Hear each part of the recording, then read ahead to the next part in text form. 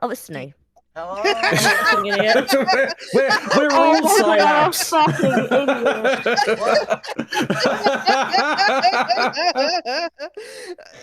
What? No, I'm actually so distraughtly stupid. What? Our bit that we're currently having in Thursday has pulled one over on Trinky. What do you mean Oh. pull one over on Trinky? No, I just need to die. We're all Silabs? Yeah, we're all Silabs. Yeah, We are all Silabs. I didn't unspoiler. It's okay. Oh god. Okay. No, because this happened yesterday. No, 2 days ago on stream. I was playing with Nay, and she said the time. She went, it's 22:11, and it was 10:10. And I went, what the fuck are you on about? It's 10:10. And she was like, no, it's 22:11. I went, no, it's not. Your clock's half an hour fast. She went, no, it's not. I went, yeah, it is. It's 10:10. She was like, no, it's 22:11. And I was like, no. It's 10 to 11, darling. It's like 10 past 10. You're half an hour early. Like, like you're out of your time's wrong. And her chat were like, yeah, your clock must be wrong. And we all started telling her she was wrong. And she was like, no, guys, the time is 22:11. It's 22:11. And I was like, oh. And Yeah, I'd like proper been grilling. I'd been grilling her shit that she was dumb as fuck. no, I saw Superiority. exactly where that was going. just Oh, I I'm felt like, so oh. bad. I grilled her shit about it, and her Bro. chat were gaslighting her too. And she was like, I genuinely thought I was going insane, and I was like, oh. bro, like I heard you say that and I went, hold on, wait a second. No, they're right. What are you talking about? And it's like you kept going like Trinky, you're No. wrong. You're objectively wrong. No, because what? Well, I no, was because deliv- that's the annoying thing is with that is that's actually it's correct in either sense. it's either sense. You can say 22:11, Yeah. but But 20 20 to 11 minutes to could be 11, 10:40. Yeah, 20 minutes to 11, or it could be literally 10 past 22. 12. 11, Yeah. which my brain didn't process. To be honest, I thought that what was going to happen was you were Because who they were talks like that? potentially. Well, no, people who the use military time. Yeah, I'm well, just- it's military time. well, no, it's not even that. What like in French, isn't it, or like in European countries, they refer to the time like that. It's not like a quarter to 12. They say something different. I know that Holland does it because we had these discussions anytime I went over there for work. They have a very different way of saying the time, like it's quarter past, and everything like that was a foreign concept or to them. Gotta Or turn half it past. down. I had you turned up from yesterday when we were hanging out, and I just realized, oh man, you're louder than everyone. Okay, let's fix that. Oh, okay, yeah, probably just turn me down. Yeah. The grocery store I worked at actually used the military time thing, so I got very accustomed to hearing that nomenclature for it, the full 24-hour clock. Yeah, I My can my go between like the phone two. and everything I have is set to 24-hour clock, but yeah, it just didn't really register in my brain that's what. My What dishwashing job used a military time, and I didn't know how to read it. And it was very funny because the person who was quote unquote like training me, that wasn't a dishwasher. He was this really cool server person who I miss dearly. I don't know what happened to him. He just disappeared off the face of the fucking earth. Like would always spend time to like, if I was going on break, he would point at the clock and be like, "Can you tell what time it is?" And it would explain it to me. Until eventually I learned it. It was very nice. I miss that guy. As far as I know, he's not dead. He just You Just just make make it this seem like man. he died, and I was kind of like I was worried. gonna say. as far as gonna I know, say. he is not dead. He just like basically no call no showed to work at some point, and I had heard something about him like admitted himself to the mental health facility, and then I saw him like once, but then never again after that. So I don't know where he is. I hope he's okay. Vanished He's like probably not Batman. in this state Right. anymore. I mean, yeah. So before probably I busy. get to asking the question of how everyone's month was, there's something very important that I made a promise that I was going to do.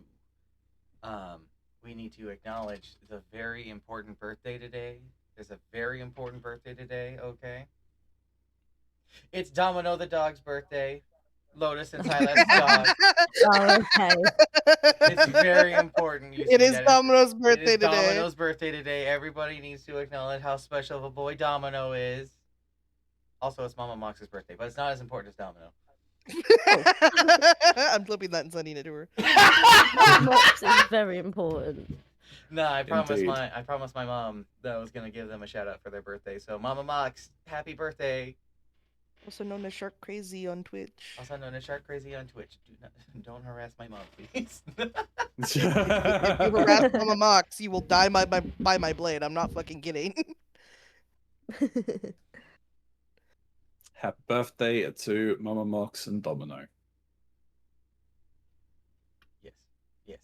happy birthday to Mama Mox, but especially Domino. Alrighty, how's everybody's month been? Oh, don't everybody speak at once. My month. I was about to say, Well, literally about to say the same thing. it's been 2 months, hasn't it? I guess yes. Yeah. It's been from January How has the and last February. two months been for everybody? How's Difficult. the start of 2026 been, guys? Snoo got Difficult. sick. I know that. I died. I got sick. Didn't get sick. I'm still looking for work. I've been kicking my own ass with this full body workout stuff. That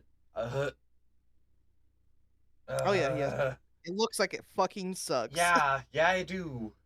Yeah, I couldn't fucking walk yesterday at work, and the kids were like, "You right, miss?" And I was like, "Yeah, trained legs." And Yeah, they were like, "Ah." no, straight up that happened. So at one point during this exercise thing, I may have pushed it a little too hard, and could not actually put weight on my legs, which was really unfortunate because it's like, all right, we're gonna go, let's go take a shower now. I had to crawl into my bathtub so I could do it. It was a bit much. Snoo was there. They watched me do it. Yeah. I had to help you into the shower. I was gonna say you didn't help.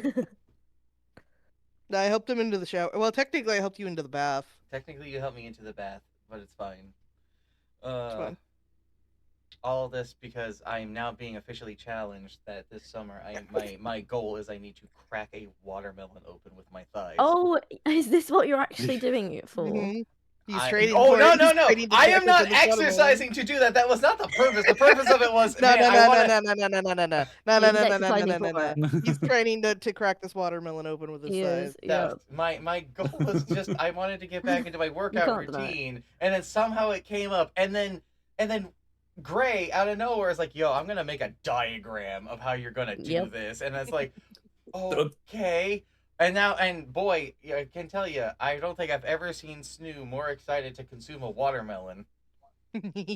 Well, I mean, to be honest, the only reason why Gray made the diagram was because I released the short,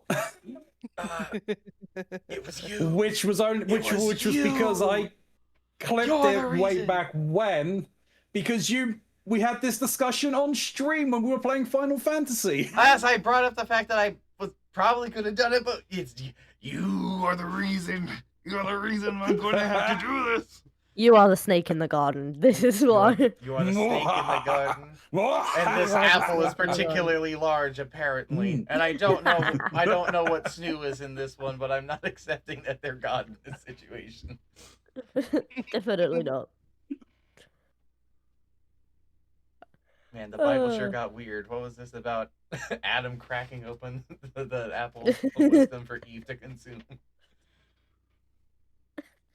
I mean, if you go by Record of Ragnarok, he just walks into the court of the gods, munching on the apples and spitting it out because they taste like shit. I bet they do.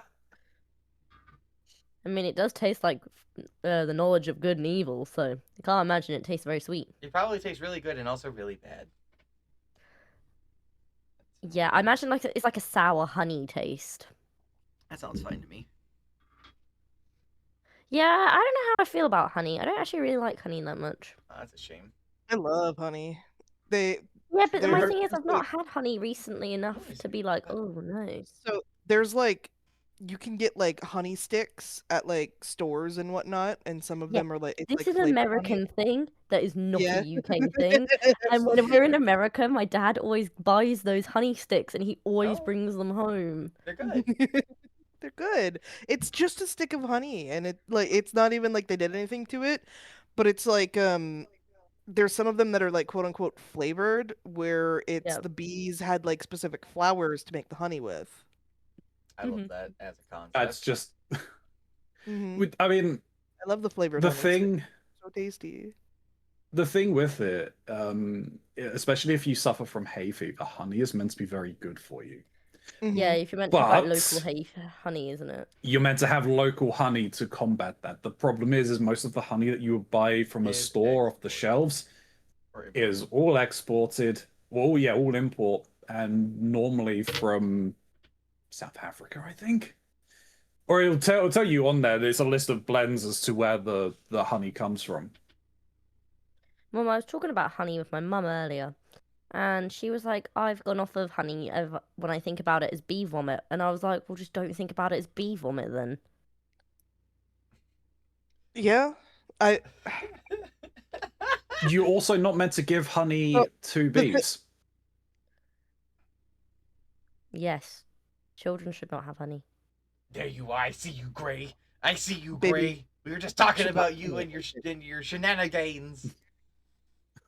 um, like children under the age of 2 What? should You not have know honey. your Yeah, diagram. you Nope. do. Your Because diagram. honey cannot be what's the word?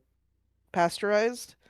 And Yes. because it's not pasteurized, there are God, I forget. It's like a specific type of mold Enzymes. spore. Not the enzymes. It's specifically there's a type of mold spore that can exist in honey. Even though honey is like sanitized from basically everything else, it's whatever this type of mold is, it can be very, very like hurtful to a baby. Oh, Learning Link. aren't prepared for it. Yeah. Yeah. But yeah, also it's like you're not meant to give honey to bees because they will OD on it. Oh no! Oh But no! yeah, so that comes from them basically if bees like try to ransack each other's hives, they will literally like just straight up steal as much honey as possible. So You know what if you had also like a weirds me vat out in of like honey, they would fucking like gorge themselves till they exploded because they're trying to get all of it. I'd love Do you to know like explain what I'm giggling about, but everyone's talking. in this Yeah, like realm of weird like insect things, another thing that weirds me out are figs. Because for a fig to ripen and be a fig, Mhm. a wasp has to go inside of it, die, and then the fruit I'm like absorbs the wasp corpse. I'm not okay with my mic. So the thing And about it is it's the wasp is Grimbo. technically has pollinated it and then it gets stuck Yep. in the flower. And then it like gets absorbed by the thing. Mhm. So actually figs are technically not vegan. They're technically not vegan. It's very funny. I am quiet. My mic is as loud as it can be. I can't do much about that. I hear you very clearly. Yeah, apparently, according to Gray, I'm quiet. Eat it? I'm not eating my mic. Deep throat that mic. So the thing that I'm laughing at, as I'm trying to get this as close as I can, is Stream Elements has sold me out just now. Yeah? Everyone is so much louder than me. Robbie knows about this, but I don't think Trinky's aware, and I think Snoo might be vaguely aware, but yesterday I got an email for a new sponsorship opportunity, and I accepted it, and in accepting it, there were a bunch of things, and one of the things was that it gave me a timer setup that I forgot I already applied, and it is given away that I've been sponsored by fucking Arknights Enfield. And the link pops up on the thing of, hey, you should click this link and download Enfield from Mox's thing. I'm gonna tell everyone about this tomorrow. Oops. We'll just act like it's not happened. We'll just pretend. It's fine. It's technically the countdown late. has already begun, and the fucking genie's out of the bottle. The genie's out of the bottle. Gonna say a lot. Because I was gonna say my month has been very active and recently very movie filled, which is weird for me, I know, because I don't watch anything. Oh yes, because you did see Iron Lung, didn't you? Well, yes, I did see Iron Lung in theaters, which was phenomenal. I don't think Chalk couldn't watch it, and I don't know if you can watch it, Trinky. Yeah, you did mention this to me the other day. I don't think I can. It's a really good movie, though. But that's not the only thing. So tomorrow we're going to go and see the Uma Musume movie in theaters, which is going to be exciting for Chalk's birthday. It's not his birthday tomorrow. We're just celebrating his birthday because that's the only day this movie's being shown. Yep. And then I recently discovered another movie of my own volition, and I have fallen in love with it. And I won't lie, I almost swapped my recommendation to this movie because it is a spooky movie that you could actually watch.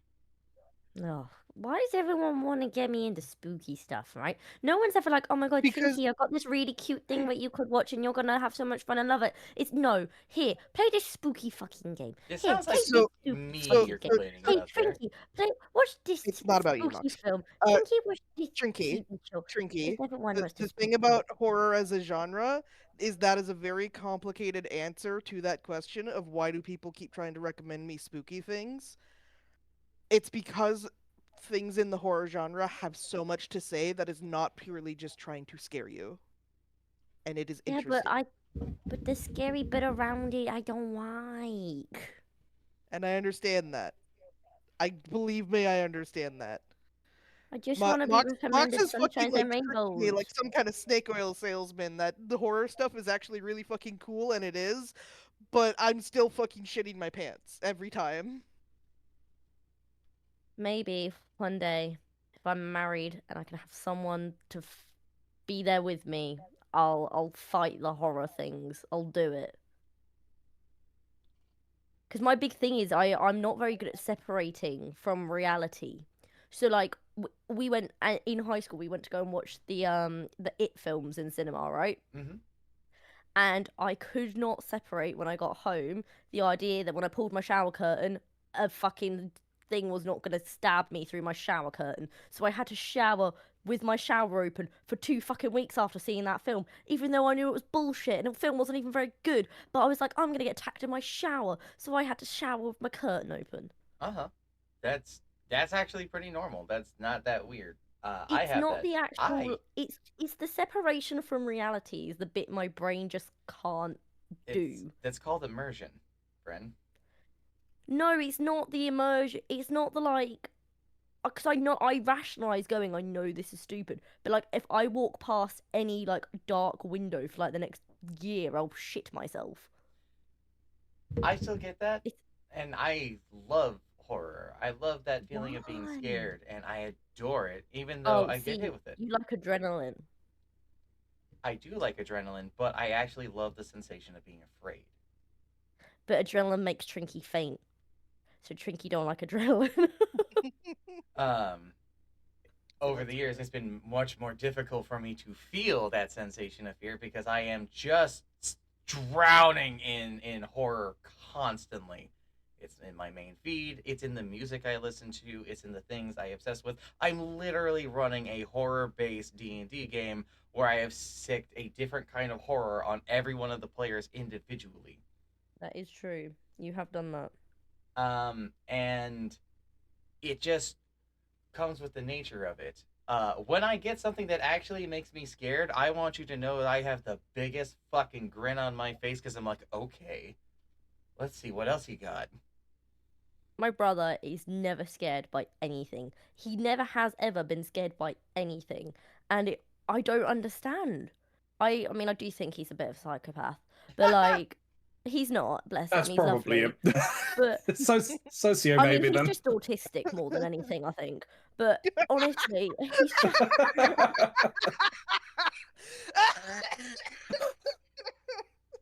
like I do. Like when I love my dear brother. Okay, I spend a lot of time with my dear brother, but if you have seen Sheldon from Big Bang Theory, my brother Oh is my genuinely him. My I brother think is genuinely God. him. I feel like the this point- should be a fucking slur for autistic people. No, Oh my no, no. My brother, his mannerisms. oh my god. It's not his Oh. autistic in the same way of obviously as that, but he kind of is. But like he is identical to that character. Like his mannerisms and everything he is, to the point that everybody at his work calls him Sheldon.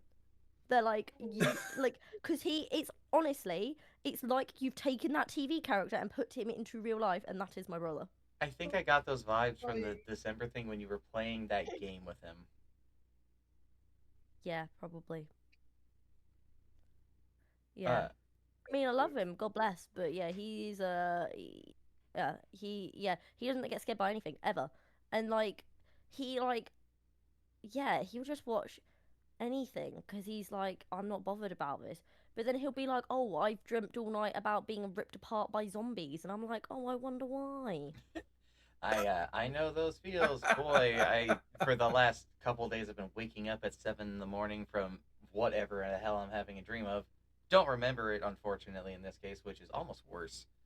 But the thing I want to talk about though is that movie really quick because it was recommended as a fucking movie that nobody watched, and I'll completely understand the vibes from that.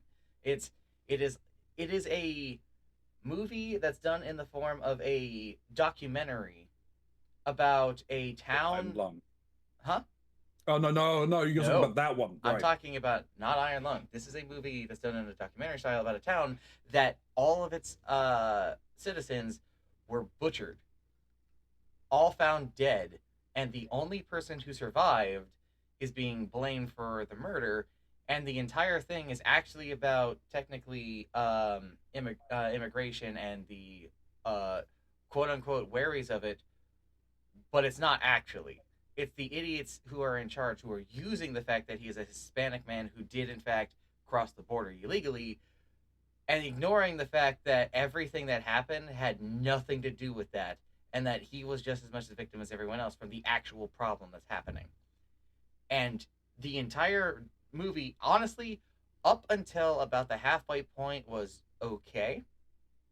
And then it turns out that this guy actually had evidence of what had happened that day in the form of a roll of film that he had been taking photos with that had gotten lost, unfortunately. And then when it was found and it was developed, it is some of the craziest photography I think I have seen in a while. The artistry for whoever took these photos was fucking incredible. It's genuinely like they had done the whole horror movie bit, but only captured moments with this camera. And it's fucking awesome. And the monsters, which are zombie-ish, are not quite zombies. There's something really fucking wrong with them because they don't just look like dead bodies. Some of them have some really demonic features, elongated limbs, and like a lot of stuff that's off that I can't quite explain because the photography is great. A lot of like, glowing eyes and stuff too. That glowing Stuff eyes. that There were can't these do. faces that were lost in the backgrounds of some of it. That the more you look at, the more you can get more of the shapes out. And there's at least one that's just straight up like a smoker from Left 4 Dead, and it's like, oh my god. And that was incredible. It's the last couple photos that are the most horrific shit, and it's all because it is from the perspective of being outside a window of a preschool, and there is a child who is reaching out to the guy with the camera, and his last photo is him holding their hand before they're torn apart. And it's oh, oh, oh my god. Just this terrible feeling, but it's fucking incredible. The drama from the whole fucking thing. I was talking to Ronzi briefly about it, but um, almost a decade ago, there was a video game that got sold entirely on the same kind of concept, and that's Dead Island from its initial trailer, which is a fucking phenomenal bit of storytelling of that same kind of thing of a zombie attack, but it's done in reverse, where you see the aftermath of the carnage and you just know that everybody involved in this is doomed. And still, right when it gets to the part where everything is going, and it's this dad reaching his hand out to his daughter before, unfortunately, they're all just torn apart. You kind of hope that things will be different, even though it won't be.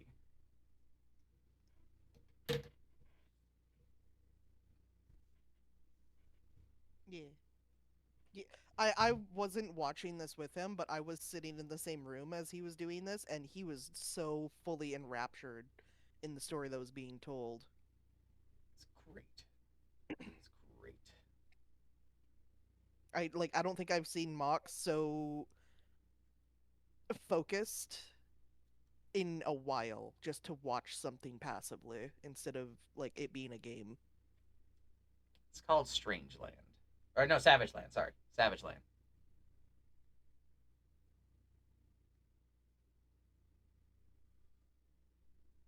Yeah, I was really excited to talk about that. Yeah.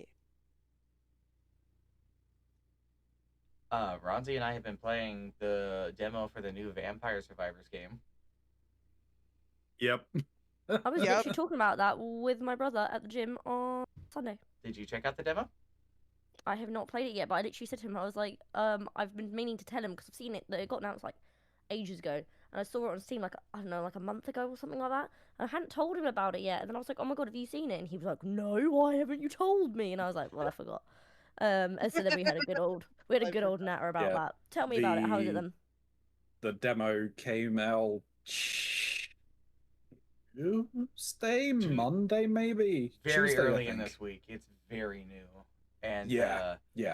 It came out with Next Fest. the demo is proving that not only do these guys know what the fuck they're doing, but they have been allocating the money they made from Vampire Survivors very Is it still well. just the solo guy, or has he upped his production? He team? definitely has a production team.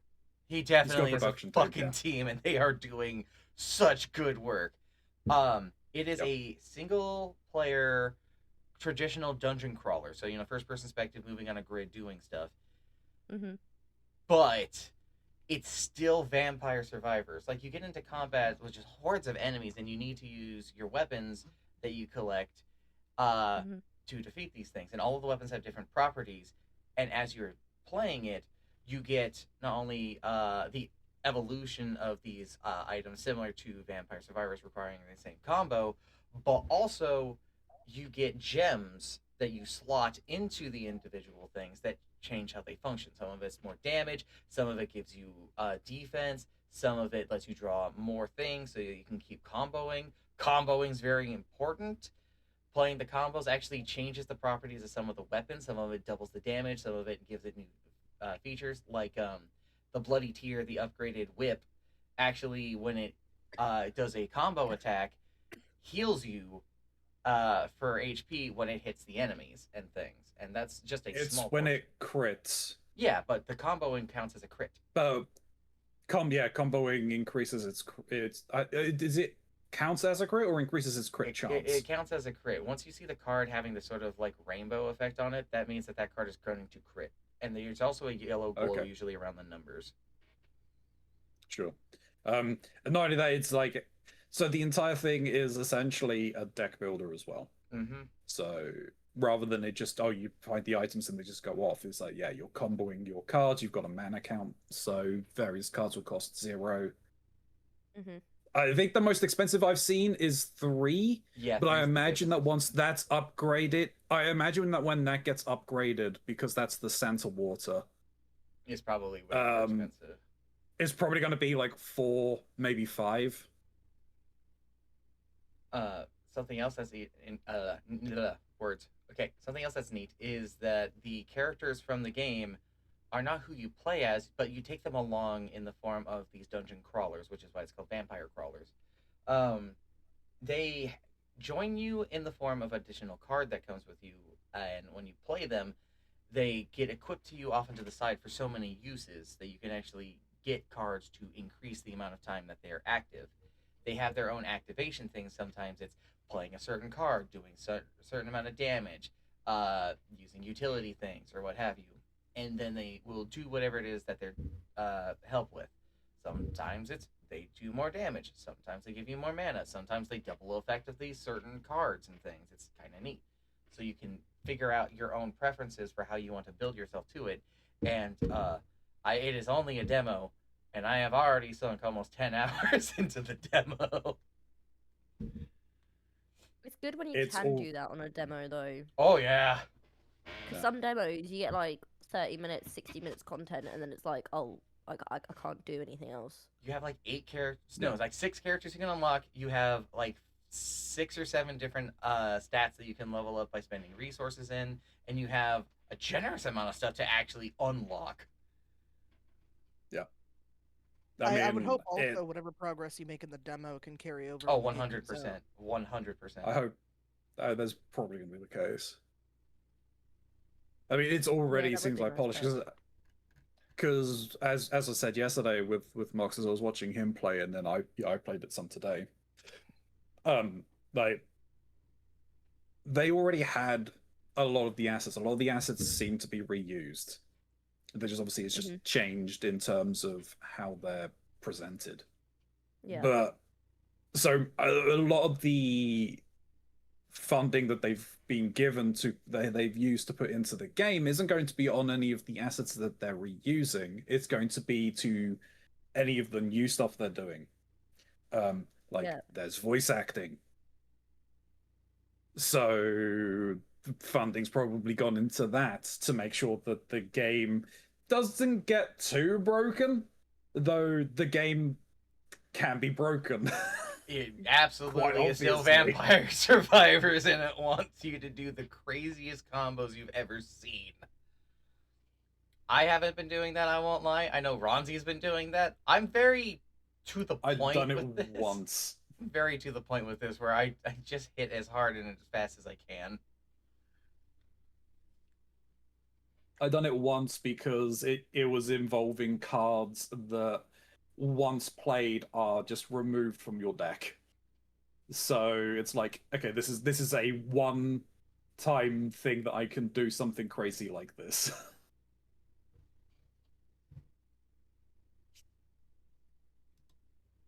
Anything else anybody want to talk about for the month?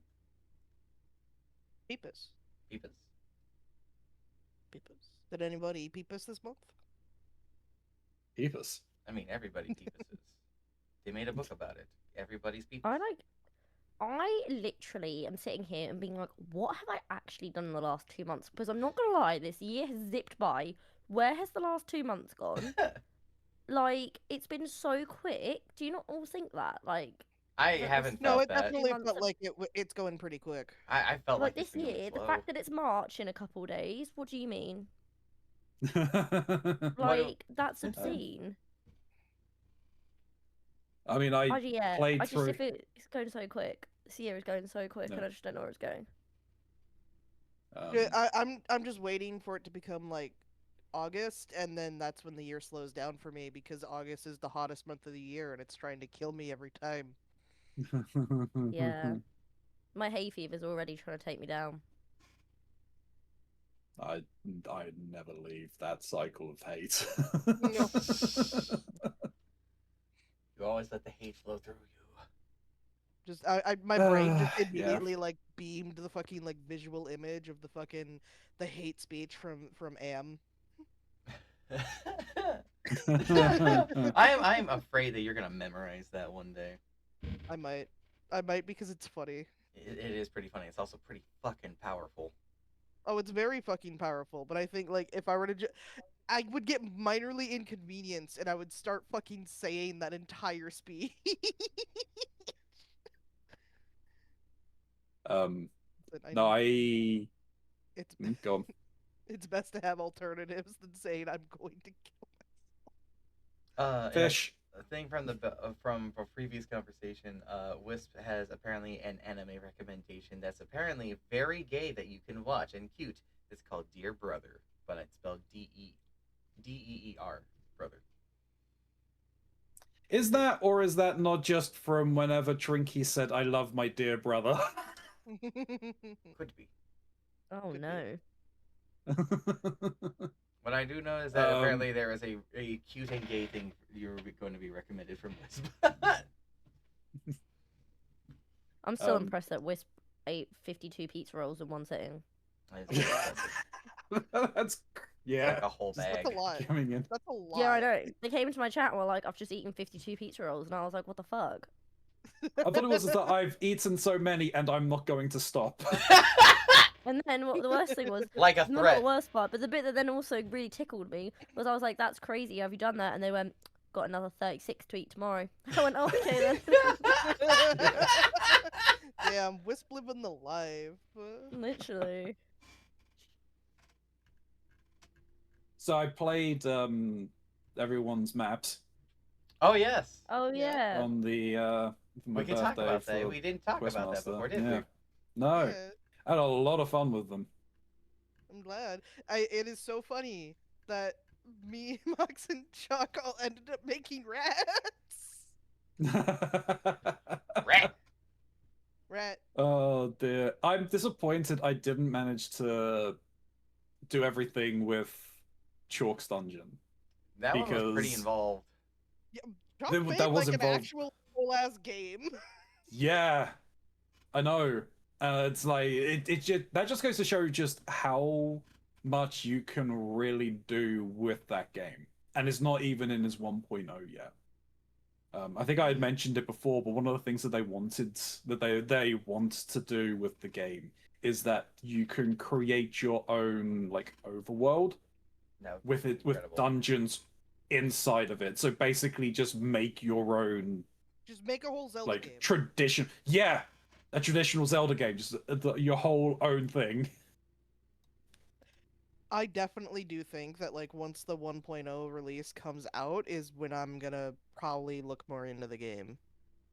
Yeah, As it stands right now, one, my brain tiny and it hurts to try and fucking make a dungeon in the dungeon maker for me. But for two, it's like I feel like there needs to be more as a game and not just like it's just a game maker, you know? 'Cause yeah. it seems like that's the plan. My favorite moments from this are involve more so Trinky and Atmisk actually. For the thing from Trinky was, oh, I'm gonna make this maze and it's gonna be great to do this, and then what do you fucking mean I need to complete the map? Ronzi sat there and categorically went, you don't actually have to play your map for this one, that I don't think. And I went, okay, I said I don't think. great. And turns out that I think from Karonzi was a lie. And then the day before we're meant to hand the maps in, I realised I've made a fuck-ass of giant fucking maze that I now need to fucking complete. Now, thankfully for me, I just screenshot it all and speed run it because I knew where the fucking things were. And then I Yeah, no, that's realised, fair. the problem is because I speed ran it, and obviously it's hard with a maze with hidden things because I knew where I put the hidden things. So like I was like, I know how to do this, and then I didn't realise how easy or hard I'd made it for Ronzi, and I just wish I'd made it harder. I wish I'd made Look, it more Oh inconvenient. man. To be fair, when I said it, I was basing it off of information where I had encountered a dungeon in one of my previous plays of the game that was impossible to complete. I'm not saying that like I'm saying that I'm a bad gamer. So no, I'm fairly competent at these games. It quite literally was that the creator of the map created a like 5-stage boss rush or boss fight of a particularly difficult boss to actually damage because you have to damage a gem on his back, and he's constantly moving and had him in an enraged flame state, so he's on fire. You can't get near him. And I'm like, there is no way whoever put this up was able to beat this without some kind of cheat or dev exit that they have subsequently either removed or hidden incredibly well that you would not know to go and get or find. Which is why I thought they had at the time, they had no, you need to complete your level to submit it, which is what I was basing my information on. They obviously had changed I'm it not since mad. then. Yeah. Mine was never about the boss fight anyway. Mine was more about the journey. Yeah. Yep. I think it was like within like the first 3 chests, I think I found the map. I wish I hadn't put the fucking map in. I eventually wish I hadn't. I used it to begin with, and I'm like, this is taken away from it. I'm just not gonna use the map, and I completed it without using the map after a certain point. Yeah. But I also opened like nearly all of the chests in there as well, because I'm like, who knows what could be in there? Could be a boat. Well, part of me did want to do like a force lock as well about behind the coins and be like, unless you had every coin, in which case you had to go to every chest. But I was like, oh, don't really. That's just doing it for the sake of doing it. Yeah. Right. But it was hard to when you like obviously are making them. It's kind of hard to gauge the scale when you've not played one to know like Yeah. how big or how fast people move. Because I I- probably I- would have made it a fraction bigger. I did play a couple of games myself before making my Yeah. dungeon, and I did not like what people made. Because the one of the ones that like I was sitting there like racking my fucking brain for like 20 fucking minutes, and the answer to solving that dungeon was you had to die once, and I wasn't getting that. I thought they just left their dungeon unfinished. They didn't even play it. It wasn't play tested, and I was just like, this is stupid. And then I find out that like, no, you have to play test your dungeons to fucking beat them. And I got the answer on accident. And I was like, this was shit. I hated this. I'm going to make something better. My other highlight with Atmos was when Ronzi was going through my dungeon, the ice room that I made, which I don't know if Trinky saw my dungeon, but probably the most difficult room, quote unquote, was a room full of water that forms bridges from cannons that are constantly firing snowballs that create ice bridges, and they don't stop firing.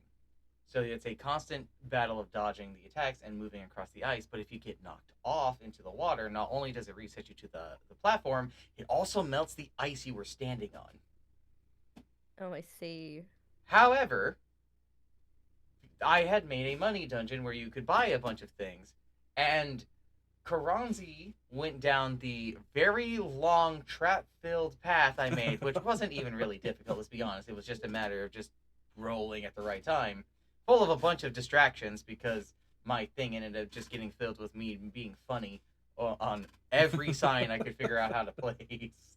Um, and then he found the dungeon part of it that had a thing that let him jump, and then a parachute that let him glide, and then he could just parkour over the whole thing. And Atmos, who had playtested all of our maps for Ronzi, was like, "Fuck, fuck, ah, that's so good, ah, It ah." was so funny. It was so funny seeing Amisk's reaction. It was great because it was in retrospect of, oh, that makes so much more sense.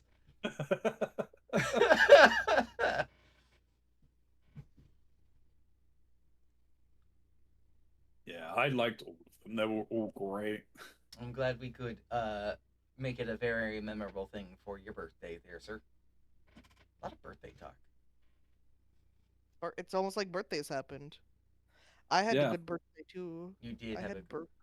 I had yeah. 2 burgers. You had a lot of one burger, 2 burger, 3 burger, Burger. 4 burgers,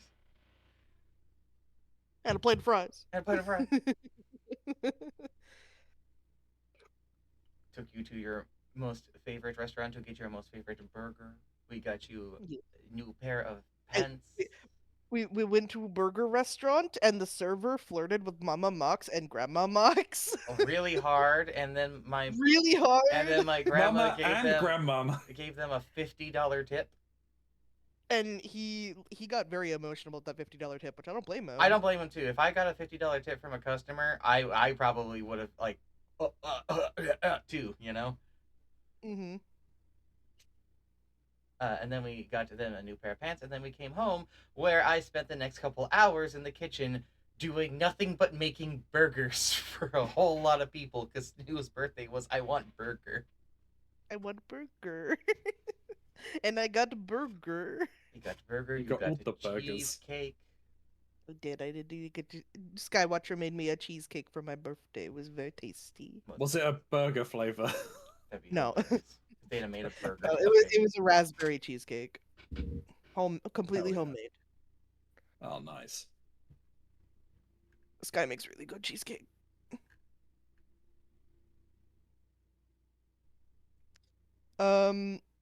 Not much happened for me in February. Both Mox and I had to work on Valentine's Day, and I remember specifically like one of our coworkers whom we don't really like trying to ask us what we were gonna do for Valentine's Day, and we were both just like, we have to work that day. We're going to be working, and she was just like, oh, that's lame. It's fine. It's fine. It's fine. It's fine. We have our own doomed romance thing that's blooming in the background that we're both keeping an eye on. See, the thing I was more disappointed by is the fact that we've also both worked the day after Valentine's Day, Yeah. which sucks. That's discount chocolate day, and I really wanted some discount chocolate, but we couldn't do get that. discount chocolate because we worked. But anyways. Oh no! Gray's happened? internet has to be set up. It's gonna take 4 hours for them to get new internet. Oh no! No more podcast Jesus. for Gray. Oh. Ask them to delay it until after the podcast. Yes. Yeah, tell him to delay it after the podcast. Hold on. Come back at 3. Come back at 3. Or whatever that equivalent of that is. Well, we have a lot of things to review. I probably could get started on that if we're okay with that. Sure. All right. Yeah. I want to address the elephant in the room. Shapes. Shapes. Trinky. Fucking I didn't really, shapes. I didn't really think Oh. this Fucking through. rot upon us. I What didn't did really you think it through. I just thought I was recommending a harmless game for everyone to dip in and out of if they needed to. I didn't realize I was bringing hell upon us. I have And specifically chalk. I have quotes from everybody, and I have, or for everybody's recommendation from Chalk to read out, and I'm gonna read out Oh god. Chalk's thing for shapes. This destroyed me. I had to force myself to stop at level 20 because if I didn't, I would not have gotten to anyone else's recommendations.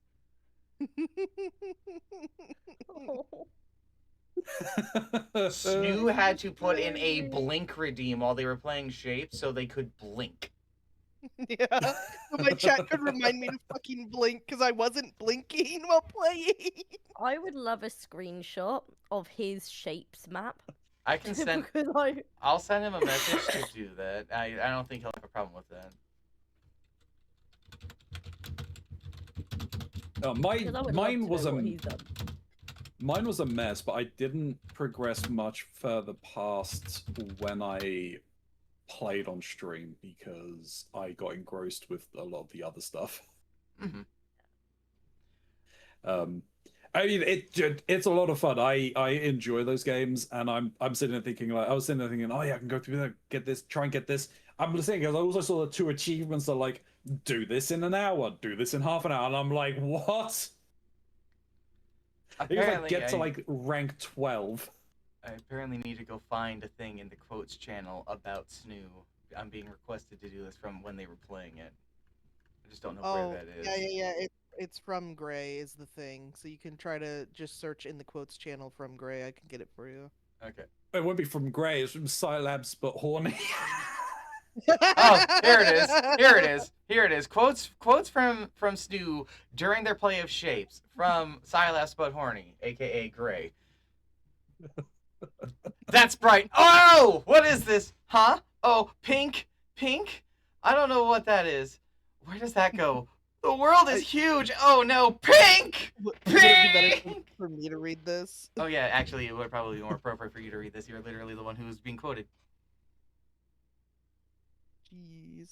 Read it, funny boy. It's on January 9th if you need to find that. Oh, I was just gonna. Okay, here it is. That's Brit. Oh, what is this? Huh? Oh, pink? Pink. I don't know what it is. Where does that go? The world is huge. Oh no. Pink? Pink? Oh my god, how am I gonna do that? I don't even see that. I don't know if that's gonna work. You gotta be kidding me. How? This is stupid as fuck. Now we're gonna get now we're gonna get the stupid shit. I haven't been touching green. I'm insane. How do I fucking do this? I'm gonna be in a pain. It's gonna be a pain in the dick no matter what I do. Shut up, bitch. Starts staring, unblinking. Not allowed to blink because I wasn't blinking. Fucking evil. Oh god, here it is, followed by oogly afeared crying sounds. Whatever, you can combine already combined shapes. That's crazy. I think I'm going insane. This game is making me insane. It's just, oh god, fuck off. Fuck off, eat shit. Fuck you. Oh, fuck off. Fuck you, I can do whatever I want. Fuck you. Fucking oops. Here, I'm gonna move the game a little closer to the chat window. He then found out hitting spacebar brings you back to the hub.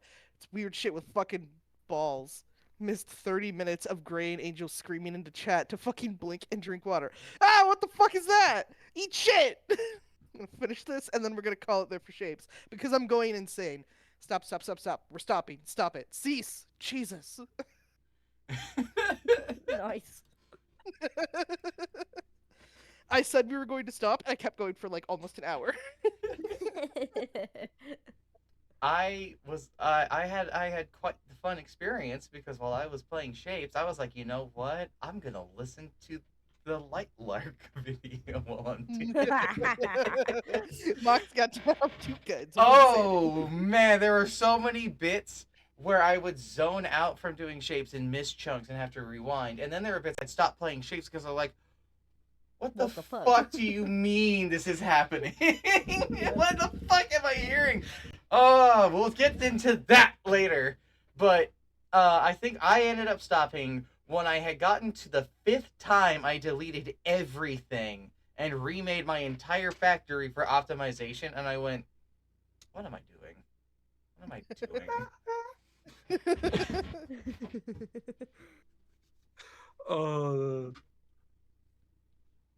Yeah, I was meant to re-optimize mine, but I never did. I never went back to do that. I'm just, I'm just leave this as a hot mess. It's not that much of a hot mess compared to some of the other people's stuff, but I mean, It I've wasn't. never optimized mine. To be clear, Trinky, this was not a bad recommendation. This was a very good recommendation. We all had to pull away from the addictive Yeah. quality of it, though. It's yeah. a great game in terms of it's just challenging enough to keep you stimulated, but not too challenging that you want to give up. Mm-hmm. Do you know what I mean? Like, it's not like the next challenge is so hard that you're like, oh my god, how am I going to do this?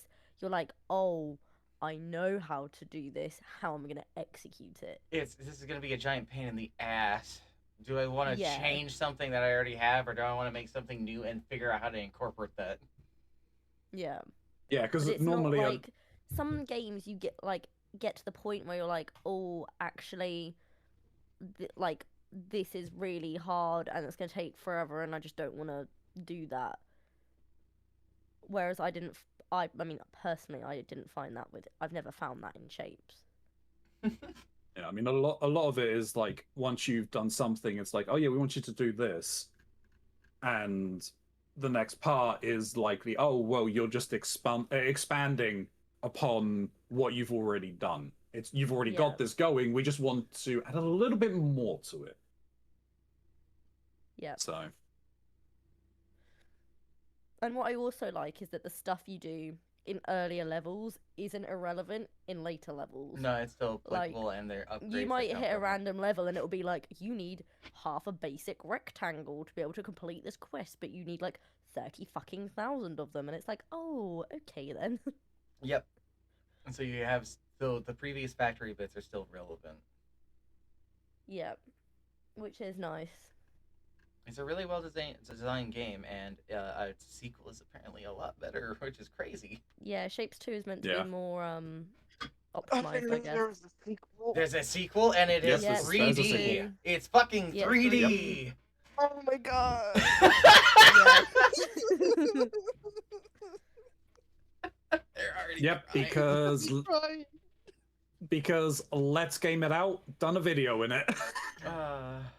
Of course he Josh has did. broken Of that course he game. fucking did. Of course he has. Josh is an icon. Speaking of, Josh really is. He's fantastic. Speaking of, did I'll you check. watch his Arc Knights one that I sent? The one that No, Moms is now sponsored by. I'm not sponsored by that game, but I have not watched it because I was like, I'm gonna play this at some point. I don't want to spoil this for myself. No. That's so What do you mean funny. hydrate after a health check? You're trying to drown me, aren't you? Maybe. Maybe. And a stretch. So what's gonna be next on the list, y'all? Let's You already do. done- I think we should do the film. Okay, should we? I think we should do both the film and the show Yeah. for doing that then. But starting with the film. So for everyone else, we actually did a watch together for most of us to watch this. So we were all in a group call watching this movie at the same time. So we were there for almost all our same reactions except for Chuck, which I'll go and get their reaction for. Yakuza live action movie. Oh my god, this is like just a step above a college movie. However, that section towards the middle, from the ambulance to the end of the hotel, got a ton of laughs out of me. I will not forgive that Crunchy announcing the enemy JPEG. I wish Majima's actor had a bit more energy in his inflection. It lacked a certain oomph I expected from a good Majima, but I had a good time. I definitely agree that this felt like a college film. Hmm. Yes. Yeah. It felt like a really good college film, but a college film. Oh, really good nonetheless. is being generous. No, in terms of a college film, it would be considered really good. In terms of an actual movie, this is not very good. Oh no, it's a And poor in- representation for Yakuza. For Yakuza Kiwami Bear in mind, as this well. is my it's first experience of Yakuza. Mhm. This was my It's introduction. true. And to this is Yakuza definitely the series. worst way to experience Yakuza. The games are actually phenomenal. The games I have really are. played them, and I know they're really good. They are the shit, and they are some of the wackiest and most serious things, and they can go and bounce back and forth between those emotions very easily. Yeah. I mean, it's I would say it's a very loose interpretation, and that's being generous of the plot of Kiwami, Hmm. of Yakuza 1. Like, it they done nothing to set up anything. They explained nothing. They started halfway through the opening. And even then it's like they changed a lot of things. The ending made no sense to what actually happens. Yeah, So that Damn it, I Millennium have no Tower idea got what I blown up, watched. though. That's all that matters, right? yeah, happens in every single one. Yep. It's at some point. I'm still confused about what I watched. It's almost like I had a fever dream. Well, it doesn't help that they didn't give you context, and they started Yeah. late into the story with everything, with no of the build up or explanation of who the characters were. Like the bit with the Yeah. dog and everything like that is such a weird place to fucking start, But man. that was a really weird place to start, yeah. And the fight inside of the Don Quixote, it's like, come on, what are we doing here? It's like the stuff like that you're not even able to do until Yakuza Kiwami 2. It's basically a movie that makes no fucking sense unless you're already a fan of the series. Yeah. Yeah. Which isn't a bad thing, but like Well, As an it- needs- introduction. there should be something at the start that says, unless you've played the game, don't watch this fucking film. You know? I do not deny that. After having watched it, yeah. Mhm. It's not what I was expecting. I thought that there would be a little more context. I mean, I kind of liked the lack of context. I just made stuff up in my own brain. Yeah. I So, filled at in the my very- own gaps. Yeah, so at the very least, obviously, Haruka was looking for a mother who turned out to be Kiryu's childhood friend. They were the same person. Who actually was potential love interest. And who may have been part of a conspiracy to steal 10 billion yen from the Yakuza. Well, no, that was her. Well, that entire thing was insanely. It wasn't. So it weird. was mentioned at the beginning and then showed up at the end. Yeah, but then that's kind of the game as well. Yeah, but it was a bigger It's- thing. There's a lot of stuff that gets brought True. up. You are never really able to forget that there's 10 billion yen missing and everyone's kind of looking for it. Yeah. They gave like no real motivations for any of the characters either. They just make it so like Majima's just really into fighting Kiryu for some reason, and he's the only one of the Yakuza who wants to fight Kiryu, which is not fucking true at all. No. Because the entire point is that he went to jail, and he's just out of jail after 10 years for the death of the Tojo clan 10 years ago. And none of that gets mentioned up. None of Nishiki it gets shows mentioned. up once at the end, and he's the guy who's just beating on Kiryu for a while until he drinks his energy drink. Just like Snoo, he powered up once he had his Red Bull. Yes. I have Red Bull Nishiki right now. is like his adoptive brother, essentially. They went to the same orphanage as Yumi, who's the orphanage of their dad, who was the one who rescued him when he was limping with the cane. Yeah, he just shows up, shoots a guy, and thing. leaves. He just shows up. Yeah, it's like, wait, you're not going to talk about your dad? Nope, no, he doesn't. He's not He's your important. boss, but he's your dad. Yeah, right. He doesn't die. Because the entire reason why all the Yakuza are after Kiryu in the first place in the present is because Dad got shot. And all of his secrets get revealed, but man, ignore all of that fact. Let's watch Majima beat people to death with a baseball bat. And they make reference like, oh, Majima and Kiryu had a fight in the past. It's like, no, they didn't. No, they didn't. That No, was they an important didn't. part of it, is that they didn't fight, and Majima was itching for that fight. Well, even then, it's like, it's not even explained how they really get any kind of relationship, because like in Yakuza 0, both Majima and Kiryu are important, but they don't ever meet. Their stories are kind of intertwined, but they never loosely. They only intersect at the end. At the end, and there's nothing. It's just a cutscene, like it is just Majima just going from his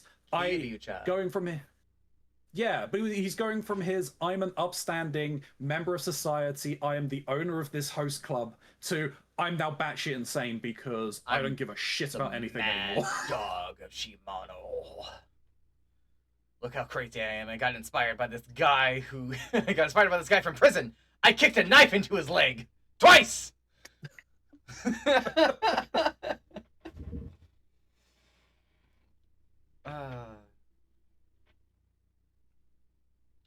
So, going from that to a weirdly wholesome Yakuza anime is a very drastic change of tone. I'll quote Chalk real quick. This is way too wholesome of an anime for Yakuza stuff. I did like it, though. I was laughing for a lot of it because I recognize all of these voice actors, and it made me giggle.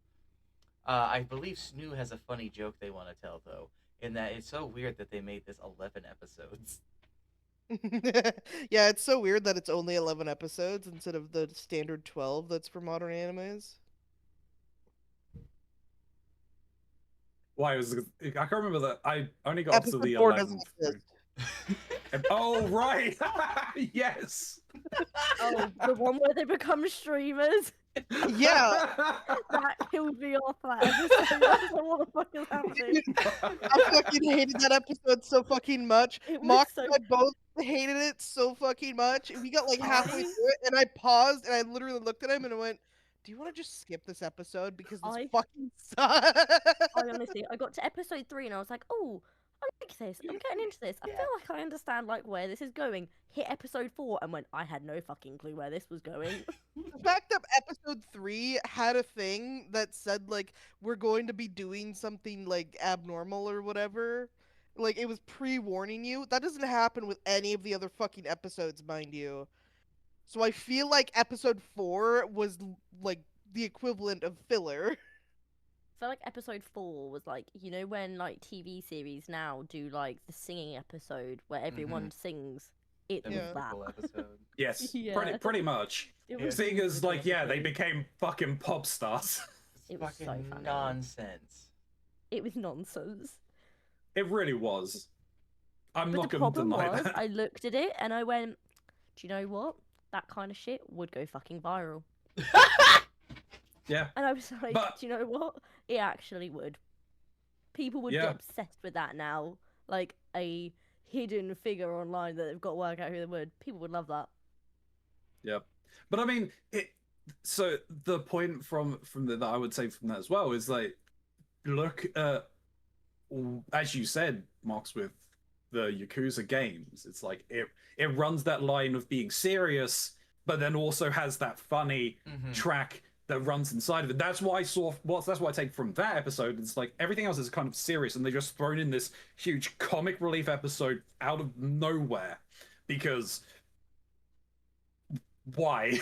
It pulled me out of the whole bit because we got to that one and Yeah. it was like, wow, I'm really enjoying the show. I'm really, what the fuck is this? It has nothing. This is a different show entirely. Especially Yeah. because it was so early into the fucking show as well. It was kind of annoying, I'm not going to lie. And I'm not going to. Episode 4 made me think of just like, man, I really hope they don't do any more stupid shit. And I was kind of just watching the rest of the series, just like a little antsy that they were going to do something I wasn't going to like. But No, that's fair. I can see that. to give some context for people, this is a show about a member of the Yakuza who is then put in charge of babysitting the boss's like small child, 8-year-old daughter. She's like elementary school child. 7, 8-year-old, yeah.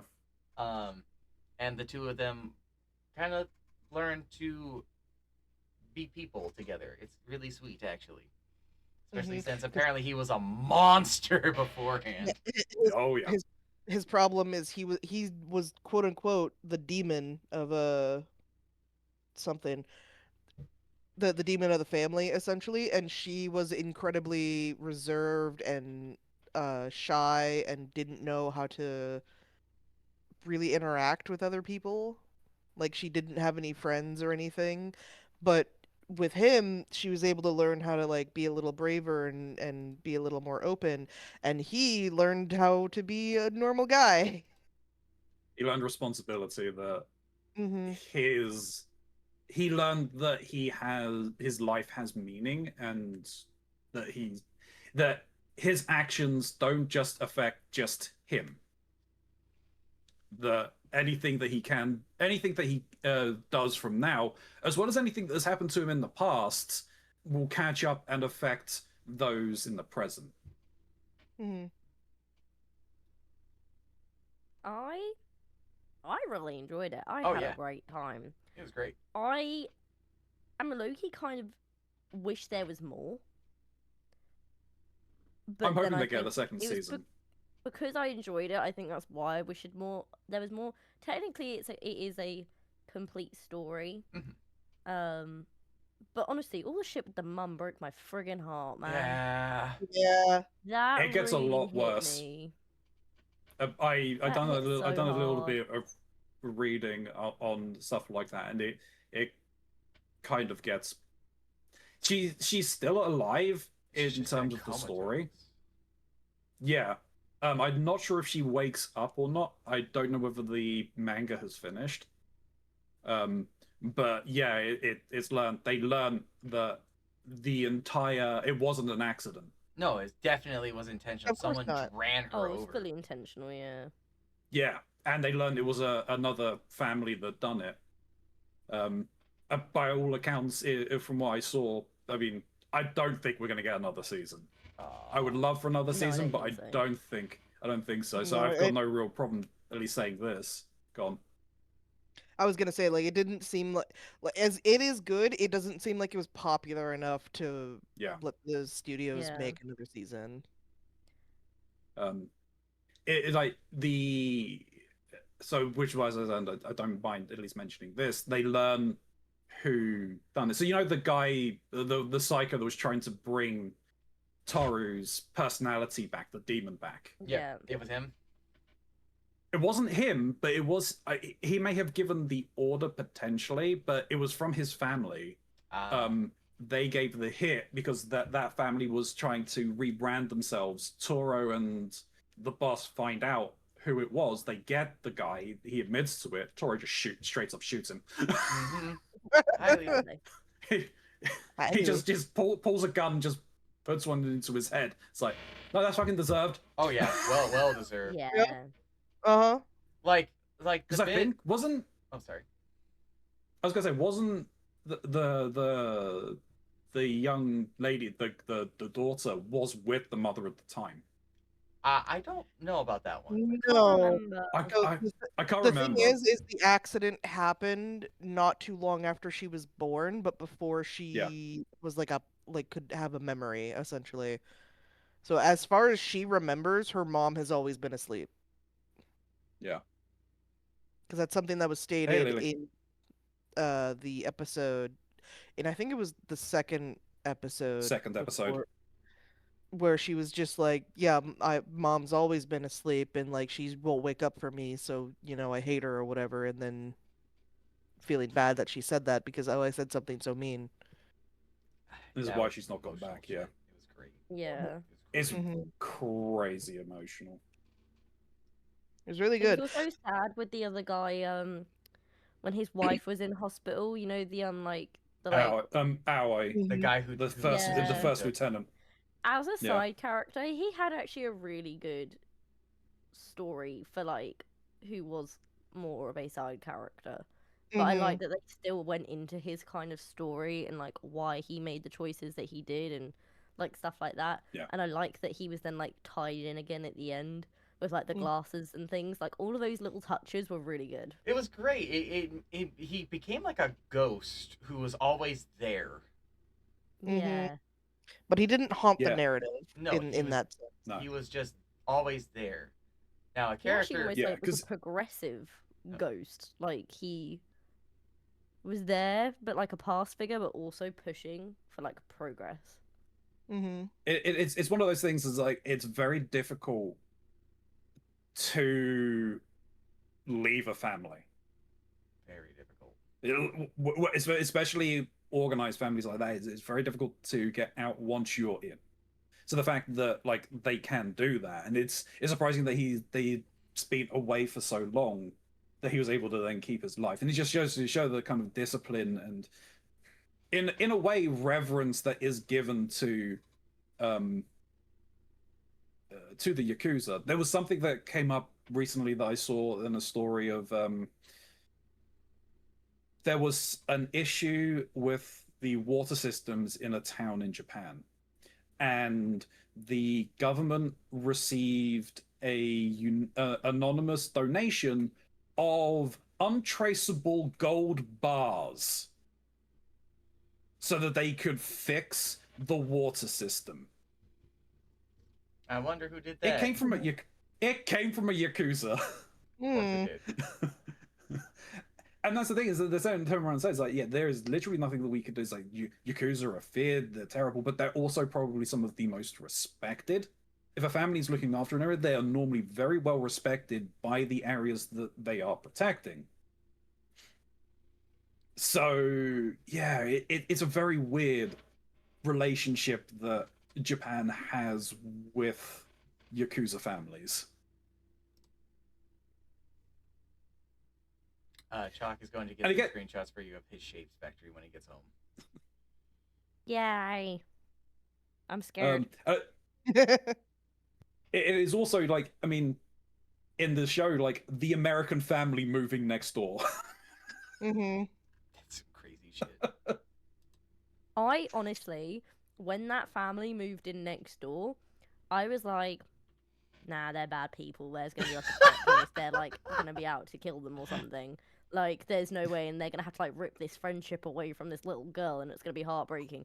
And then it all turned out to be wholesome, and I was like, fuck, what happened? So, so me, Mox, and Chalk all were fucking assuming that the young lady was going to get kidnapped and And like they held for ransom. almost did. Yeah, I Yeah. also had a feeling something like that was going to happen. Cause like I feel like just knowing the fact that it's a story, you're kind of like they have to. They have She to has put her to be in put in jeopardy. some kind I of. low-key They thought have it to was put her gonna in some happen. kind of like mortal danger. I low-key thought it was gonna happen when they were playing hide and seek at the park. Same, Me actually. too. I thought it was gonna be like, I okay, honestly loved that, I'm by the hiding way. now, and it's like, okay, while you're hiding, the one of the fucking like enemy families is just going to just yoink. Yeah, I just Done, thought that and whole they get episode was injured. actually really funny. Mm-hmm. But yeah, I thought that was when it was gonna happen. That we'd be like hide and seek, and they'd be like, "Oh, we actually can't fucking find them." I'm kind of glad that the fucking idiot, like, teenager who's hanging out with them, who's just, like, food obsessed, was not pivotal to that. We were assuming that they were going to get kidnapped and they were going to be the witness to it and they were going to have to be the one who. Yeah, they were gonna be the one that makes the difference in finding her or not or whatever. But no, that food obsessed teenager who's trying to make themselves homeless essentially was not relevant after their introduction. But she falls in love with the The bald bald guy. headed dude. Yeah, which is really something. Like, I really hope Is it's that- not oh. reciprocated. Please tell me it's not He's like- reciprocated. I don't know. I Oh don't my know. god, I really don't want it to But- be. He's like Dumb 30. mystery. But it's kind of like, oh, she's literally just saying like, oh yeah, I want to have that like a crush. I never had one, and it just happens to bump into him on the way out. It's like, okay, yeah, sure, you're just forcing this at this point.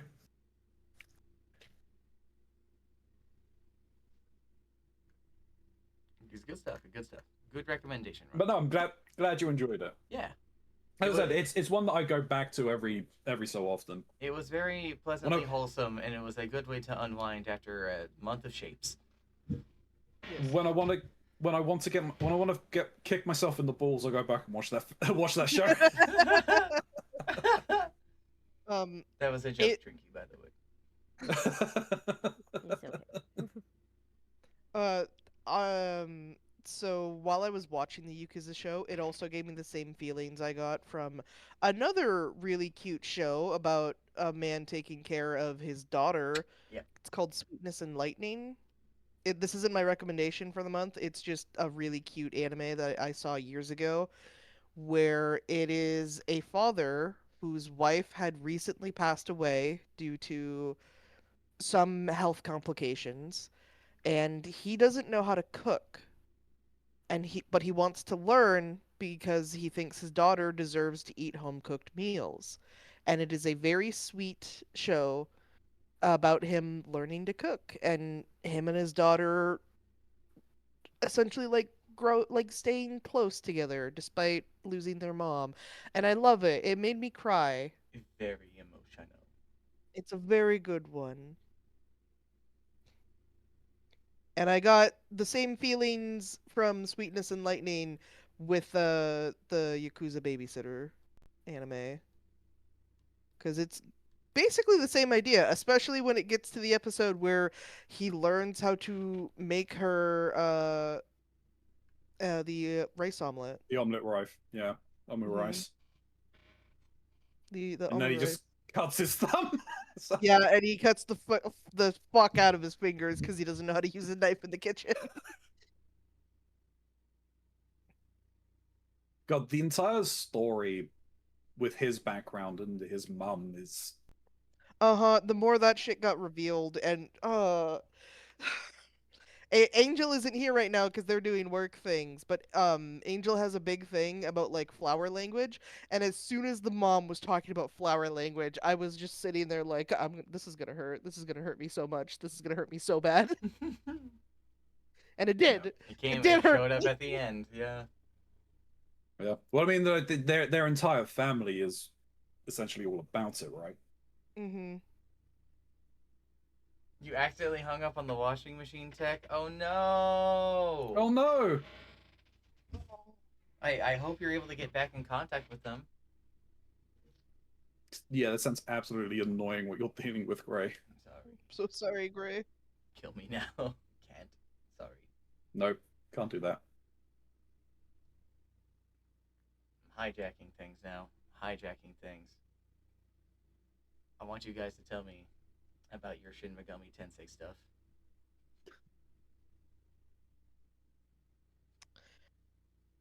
So I had a lot of fun with Rhino. I was having a blast playing Devil May Cry is Shin Megami Tensei. I did not get super far into it in terms of a Shin Megami Tensei game, unfortunately. I do plan on playing more in the future. Um, it is both simultaneously funny and frustrating to me that, oh god, I've immediately forgotten the cat's name, but that motherfucking cat talking for me all the time is very funny and very frustrating because it's just like, that's not what I was going to fucking say, but whatever, man. Fucking keep doing your thing. Just keep writing in your stupid little notebook with the pen in your mouth. Fuck you. Well, Snoo, what was your SMT game? Mine was Raido. Right, Shin Megami Kuzunoa Tensei. versus the Soulless Army. Yes. What? Um, What's it about? I really so I am basically a detective boy who is a demon hunter from a village essentially that makes demon hunters. Again, I did not get super far into the story.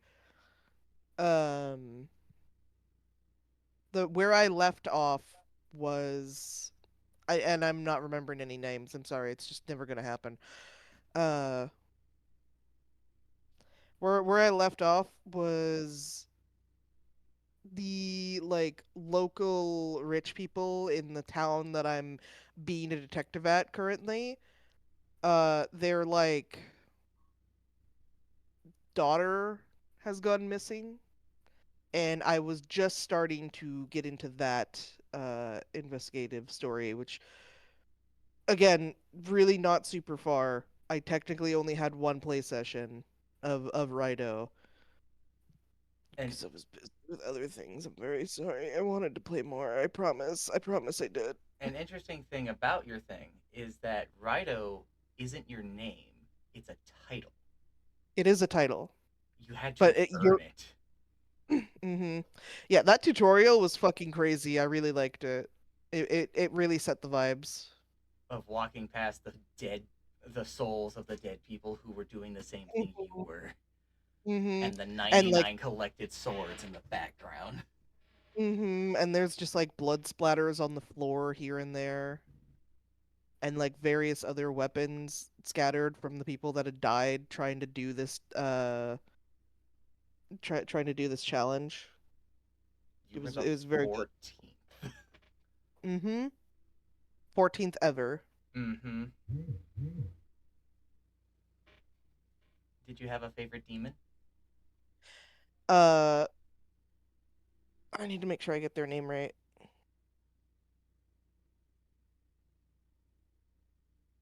Because I did have a favorite demon. I didn't have them for very long because I had only gotten them like recently-ish. God, what is their fucking name? It is the doggy that has like the black head and Inugami. Inugami. Inugami was very, very good. I really liked him. So with Raido, you have your demons both for in combat stuff, like the elemental damage things and like whatever abilities they can have. For Raido, they also have outside of combat abilities for doing investigative work and stuff. And Inugami had quite a few very, very good things for me to just kind of make him my main guy that's walking around with me compared to everyone else that I had at the time. Also, in order to get demons in Raido was very fun, where it's basically like a Pokemon thing, and then I have to run over and try and like suck them up into a little test tube.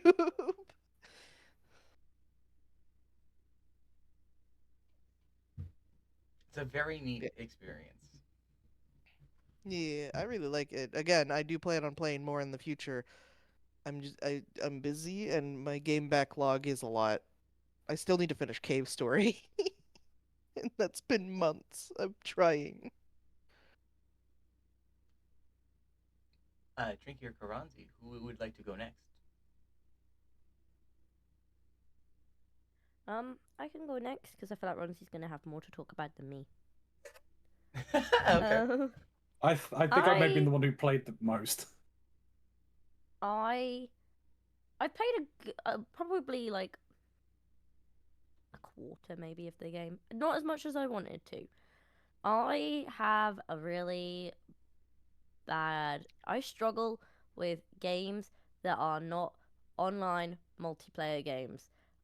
Playing solo story games is really tricky for me, and it always has been, and I don't know why. So, like, the motivation to play was a struggle. But I did play, and I did enjoy it, and I liked Ringo, and I liked Arrow, thought he was hot. Obviously. That's crazy because I Um, can't stand Arrow. I can't fucking stand him. Well, it's He's so Wait. fucking boring, and I have my own thoughts on him. probably why I like him. Which Shin Megami Tensei game did you Yeah, have what again, was Frankie? your? Soul Hackers. I had Soul Hackers too, Mhm. which is obviously another non-traditional Shin Megami Tensei game. That doesn't mean anything, as you will learn from The- this. the name, the combat system is again different. So I have a demon assigned to each person in my party, and then when that person hits a weakness of someone on the other team, my demons then stack, so you can get like a 4 stack of demons, and then they do a damage after on your turn to every person on the other team. So it's like a stacking damage thing. So I I can't find the name of the one I like, but I can see a picture of it, and I'm trying to work out what their name is. I like them. Is it Megami? The little blue dragon thingy? I like that one. If you could share a picture, we can find the name.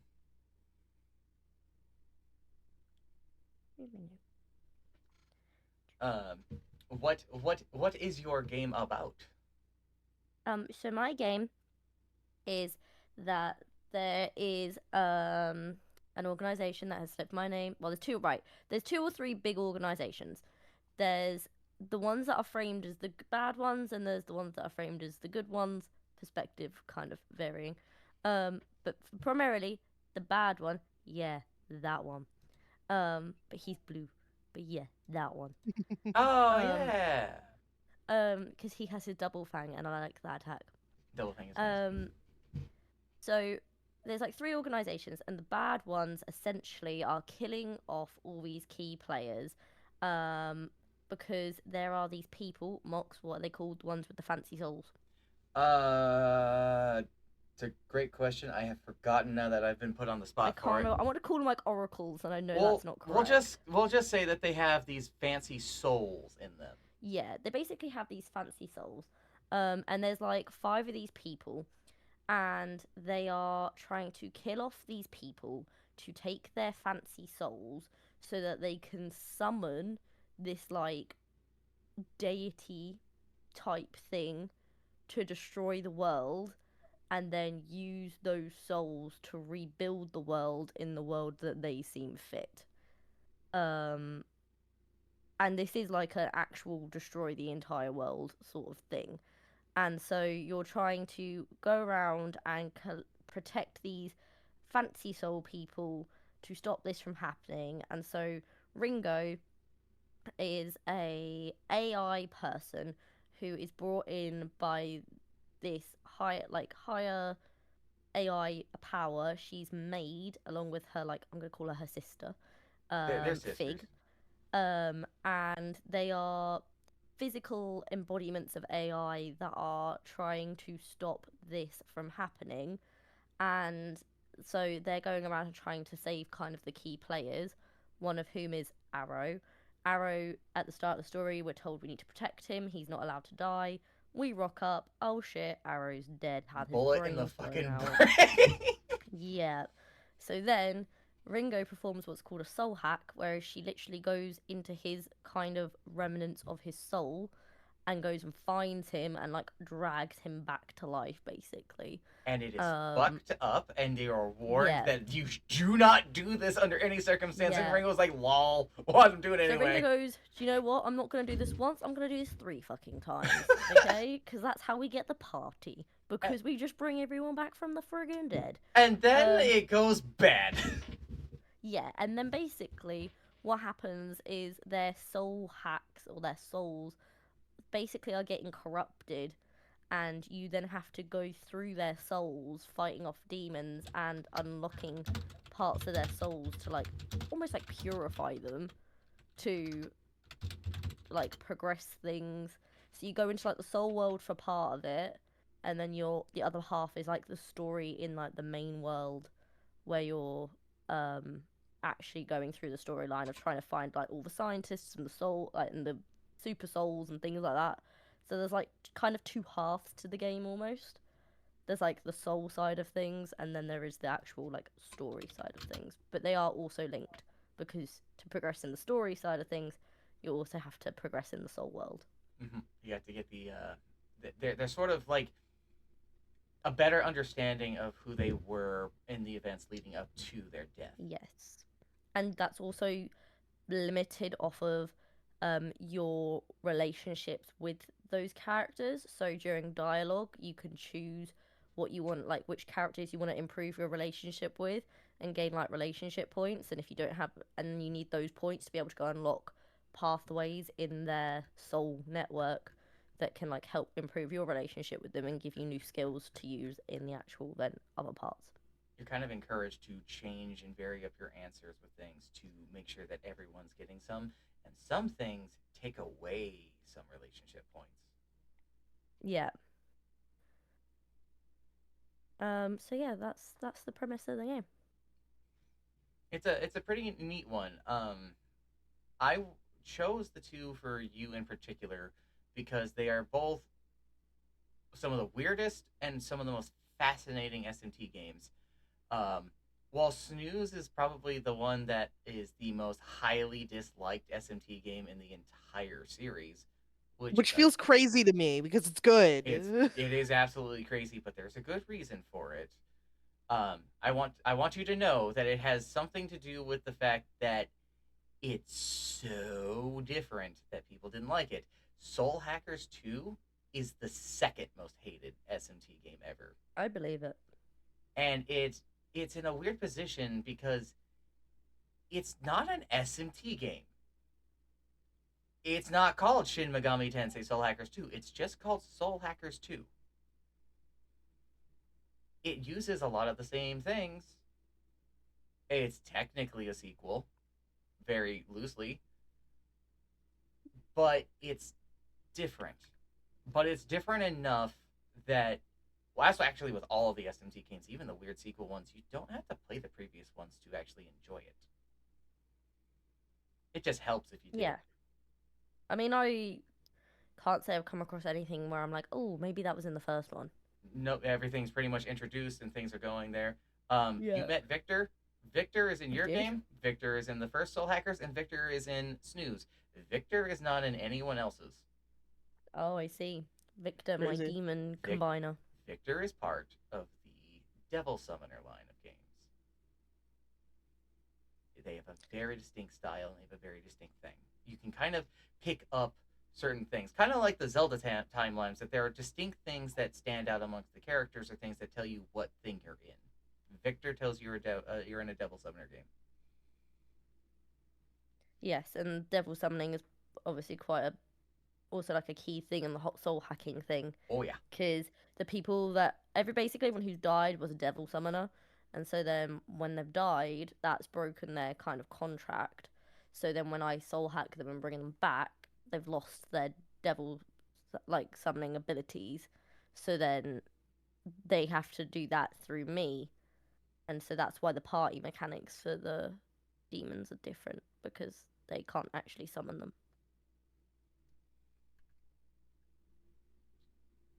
I think it's time we talk about a little bit of vengeance. Yes, so I had SMT5 Vengeance. Though I didn't do the Vengeance side of things, because that is technically It is a sequel. It's a sequel, but it's not, given how the game works, from what I'm guessing. Kind of. Let's just say the vengeance is vengeance because of what the first part of it is. That's all I'm gonna say. Yeah. So if you,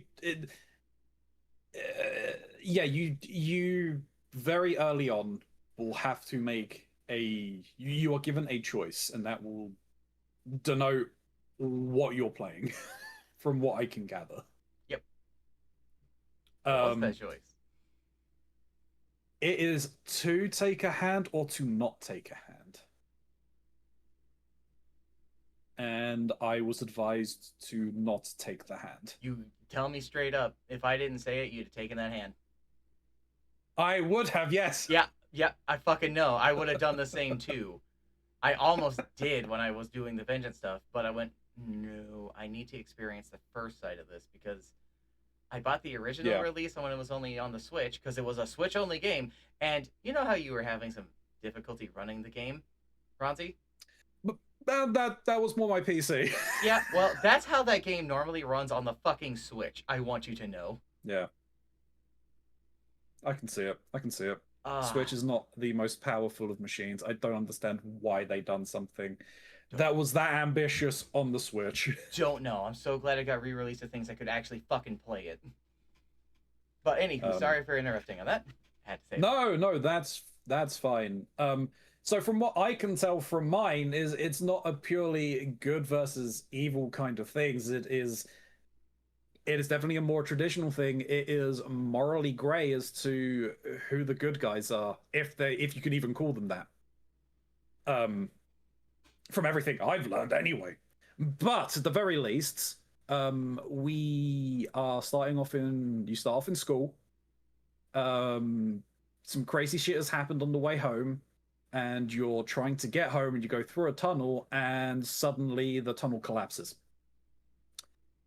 And you are now in a desert of Tokyo, 20 years in the future. Apparently. Everything looks so fucking worn down. But anyway, yeah, so like you are met with I can't remember whether you meet with a unit or you end up touching the unit or something. But you basically become a nigh omnipotent god, essentially, from what I can tell. You end up fusing with this thing after a army of demons surround you, and almost like a ghost of a machine man appears to you and says, "Take my hand if you want to live." And you fuse into Terminator. a being called a Nahabino. Yeah, so you become a Nahabino who has insanely long blue flowing hair. Just the longest mane of fucking blue hair you could ever imagine someone having. A light blade from your arm. Your fingers meld into a fucking lightsaber. And skis. Ice skates as you're skating around the fucking sand dunes and Naruto running. Yeah, it's a lot of fun.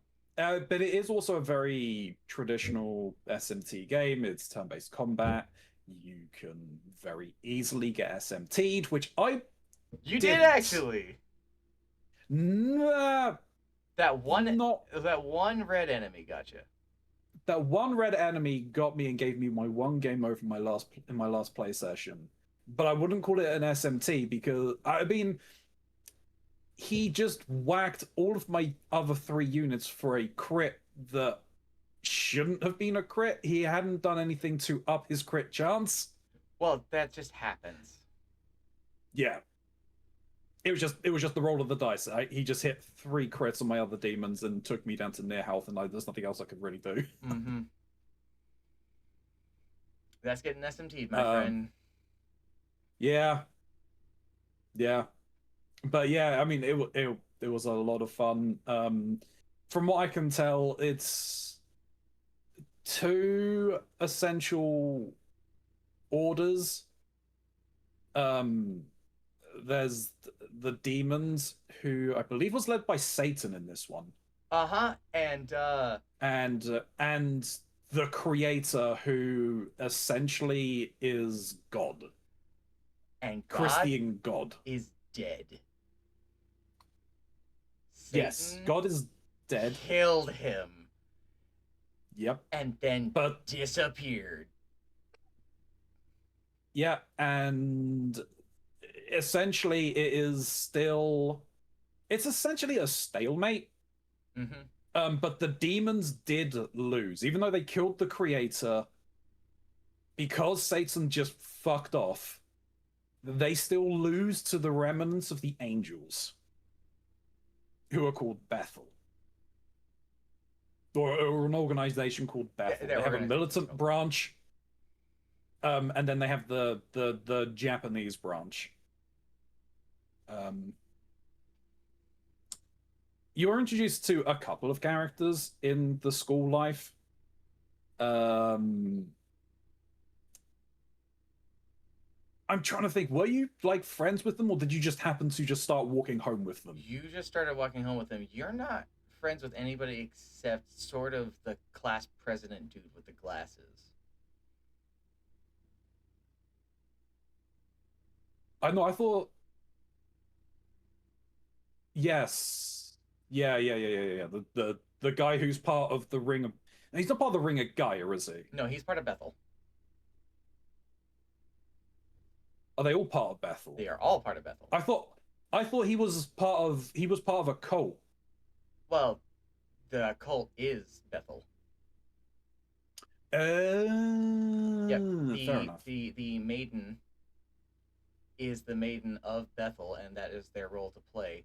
I don't know if you actually finished the second area. No, I haven't yet. I'm still going through that. You have some where I left crazy shit to see still. Well, part where I left off, I got the golden apples for Oberon and Titania. Oh, so you got to hang out in the realm of the Fae. That's neat. Yes. So that's where I was. That's where I left off. But no, I had a lot of fun with it. I put in a lot of time, and I think me getting the DLC made my time a little easier when I purchased the game way back when. Mm-hmm. Because I don't think the Matama should be spawning as much as they do. Oh, definitely not. They are supposed to be rare encounters, but with the DLC that makes them just basically spawn like goddamn rabbits. Yep. You have access to a lot of stat growth things and money things that you wouldn't have access to otherwise. And as I understand, you were not skipping them. Oh boy, you were not skipping those things. They have given me access to these things that allow me to break the game. I am going to break the game because, as we most understand, I'm over-leveled. I should be able to survive things. You can quickly, very, very quickly, nope. Game just says, no, you've had it too good for too long. We are shutting this shit down. We do not care about your level. Your level isn't actually that important in this one. The stats are what matter more, and your particular elemental weaknesses, and yeah. Here's where Ronzi's thing is much different than your guys's. you guys get your elemental things sort of from either your stat progressions or your equipment, or in Trinky's case, the demons you equip to you. Ronzi absorbs the essence of the demons and gets their moves and their strengths and their weaknesses. And they can change those out as they go, but they have to obtain these essences. And they either do that from finding them, earning them through quests, or by having the demon in their party and maxing them out. Those essences are not unique to the Nahabino. You can put them into your demons as well and change them fundamentally. Yep. I haven't done much of that. I really probably need to make things a little more succinct, but I'm just having fun just collecting them. What's crazy about it is theoretically you can keep even a low-level demon and make them as powerful as the deities that you'll be getting later. I could make a powerful slime. You could make the ultimate slime. I could take away slime's weaknesses. Yeah, the weakness of fucking everything.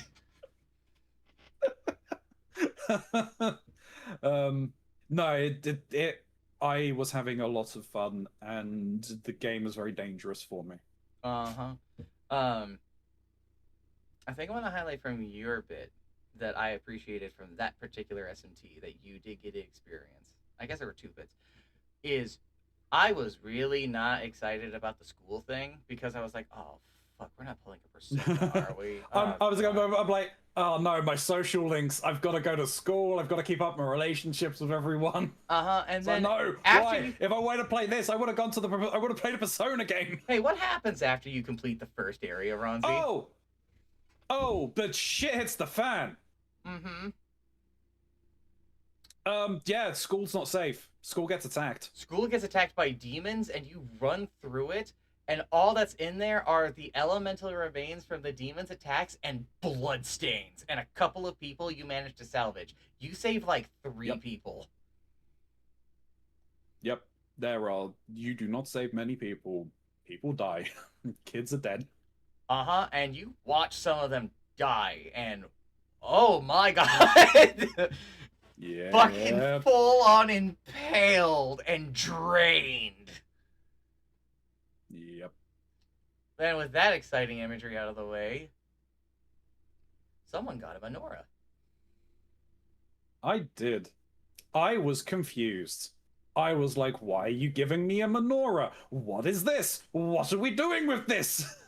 What do you mean, this powerful demon? As it turns out, one of the DLCs that is now integrated into the Vengeance thing is just the boss fights and challenges from Shin Megami Tensei Nocturne, meaning you gotta fight one of the most infamous demons in the series, Matador.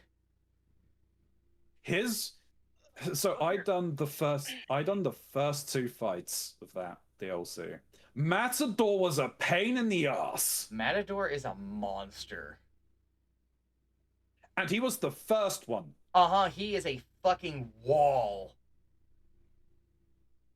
I was kind of prepared for him. But yeah, I managed to beat him. You were there, obviously. I bit off more than I could chew. I took on some bosses I should not have been taking on at the time. I still made it through. But yeah, you walked up with that high-end, powerful Nahabino and then your baby demons and fought a fucking dragon, and that dragon ate most of your dudes. Like, I'm not even joking. Ate them. Fucking consumed them and healed. Yep. It was a time. It was a time. What was your favorite? But yeah, then... Oh, sorry. What was your favorite demon? Yes. Oh. Yes. Yes. Yes. Yes. Okay. Well, I'm making you choose. Gun to your head, you have to choose one. Oh fuck. If it wasn't for a few sessions back, it would have been. Oh, jeez, no, actually, it is torn between 2 at this point, from what I've seen. Well, 3 actually. Sorry, 3. I don't have access to her. Nuwa. Nua's a great one. Nua's Nuwa, neat. yeah. Nuwa also is running around with a Raido clone. Yeah, you're running. There is a guy who is almost identical to Dude. Raido. Spitting image of Raido. I thought it was a descendant of his. He's got the appearance, he's got the katana, he's got the demons, and he is a fucking beast. I don't even get to fight him, and it's like... You well, fought his it's buddy, and you were holding on for dear life. Pretty much. You don't And even she's win. Like, no, she just like, oh, I've had enough now. You've entertained me enough. I'm fucking off. And he comes in. It's like, why are you not killing him? He's like, well, he put up a challenge. He's like, okay, I'm gonna kill him. He's like, no, I want to see where this goes. Mm-hmm. You leave him alone. It's like, okay, you get to live because I like her. But yeah, it's either Nuwa. So I've had her in there since I've been able to get her from Banana Fusion. Girl. Banana Girl. This fucking I they're a freak. They're a freak, and I vibe with that. Yeah, She's I bet you great. do. She's fantastic. I bet you fucking do. From this, like, Do you want to put an image of her up? Snoop, could you find an image of Mananagal? They're like a Portuguese vampire, and their deal is that in the day they are a woman, and at night their body splits in half, and they get a proboscis tongue, and they drain people of their blood. In particular, they like virgins. So she is referred to as a vampire-like creature from Filipino. Yeah. Okay. Sorry. Yeah. And oh my god, they are such a Ronzi demon trinky. That first of all, when they are just idling in the battlefield, they are groping their own ass. Which, mind you, there is a body that's split in half. I mean, fair. Yeah, there they are. There's If the you picture. got the booty, do it. Oh, they had the booty. Also, their fucking spines the booty. hanging out. Got When the tits they as well. cast spells, they fill themselves up, and then there's their unique fucking move. Yeah, that where they shove that proboscis tongue into an enemy, and the fucking joy they feel, and the noises they make while they are drinking. I had to share Jack the Frost. flogging Jack Frost because that got me so fucking good. Pretty good. That's fucking great. Oh, when I encountered them in the game and I was thinking about the recommendation, I had to make sure Ronzi met this demon. I had to. And the other one would have to be one that I picked up recently, Anahita. Anahita. Oh, all right. I mean, her design looks fucking fantastic. Oh, for sure. And also just the dialogue when I met her, I'm like, she's perfect. What can I get her? It's like, oh yeah, I beat her. Oh, now I can get her. Fantastic. So one of the disappointing things. Oh, sorry. I was gonna say, I want to get to a point where I can go and clip that VOD because it's like, nope, there is too much thirst from me. This is being made into a short. Fair enough. One of the disappointing things is that Snooze game did not have too many demon interactions. There were, but not a lot. Trinky's game also has not a lot of demon interactions. They didn't mention how they get demons in Soul Hackers. They enter an area and then send their demons out to basically go scout it out, and some of them try and recruit the demons, which you still have to sort of finish the deal when you meet them. But it's not as entertaining as the other ones. Ronzi got the fucking demon conversation interactions. Ronzi got to experience that, and got to experience the really fun one of, hey, I'll join your team if you want to play this quiz show with me real quick. I got that a few times. Yep. Can you? Who's that Some of them- Pokemon? Yeah, and some of them were really fucking stupid. Fucking, I got one wrong. I got one wrong because Did you get Jigglypuff from above? pretty fucking much. So load up Look for SMT5 Vengeance Mermaid. Fun thing, So that mermaid that's the one. design is also in Soul Hackers 2, but it's not the same in the other games. So that was one of the questions that was one of the ones that I got of who's that Pokemon I got. What they fucking zoomed in on was one of the floating skulls. That's not even the most egregious one I've gotten. I got one of who's that Pokemon, and it showed someone's foot, and I was like, what am I supposed to do with this? What am I fucking supposed to do with this? It's a shadowy fucking foot that could belong to any of these fucking demons. The annoying thing as well with that is it just showed the skull. It didn't even show the skull on fire. It treated as if the fire wasn't there. So I'm like, is that lower? And lo and behold, they put lower in the options. They did. So I'm like, that's lower. That's lower. Nope, it's No, fucking mermaid. mermaid. Why would you pick that for mermaid? Because they're little assholes. Oh my god. I feel like half the time playing an SMT game and you're the protagonist, it's just like you talk to a demon and it's either like, cool, you work for me now, or I'm gonna fucking kill you. Yeah, it is a crapshoot, or they're just too enraged because there's a new or a full moon. Mm-hmm. Dealing with them is hilarious. One of my favorite interactions to this day is from 4, where I encountered a doggy demon, and he was just like, "Oh, me hungry, me want to eat, me bite you," and I had the options, just like, "Sure, you can take a little bite out of me." It's just like, "No, we can find some food somewhere else," or "How about you bite yourself?" And so I was like, "Hey, how about you bite yourself?" He's like, "That's a good idea," and then he fucking chomped down so hard on himself he died.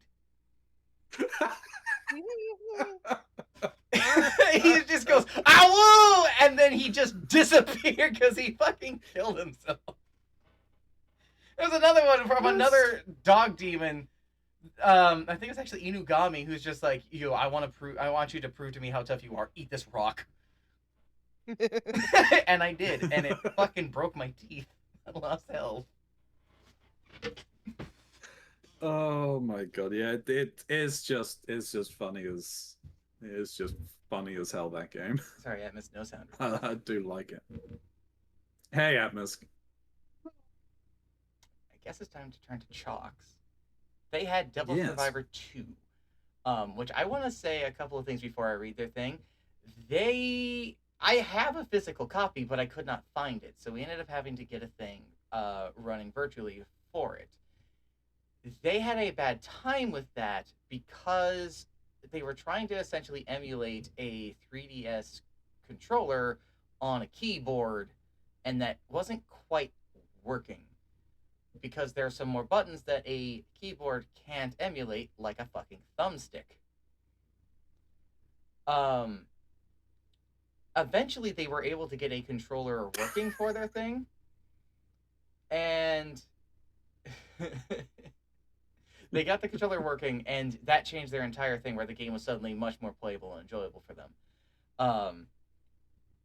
Their game is set in Tokyo as well, more so around Shibuya, and their deal is that all of the cool kids are downloading this app that lets you see when your friends fucking die and how they die. And it's like, yeah, you should download this so we can see how each other dies. It's gonna be great. And I feel like, that's a fucking weird premise for a game, but sure, whatever, bro.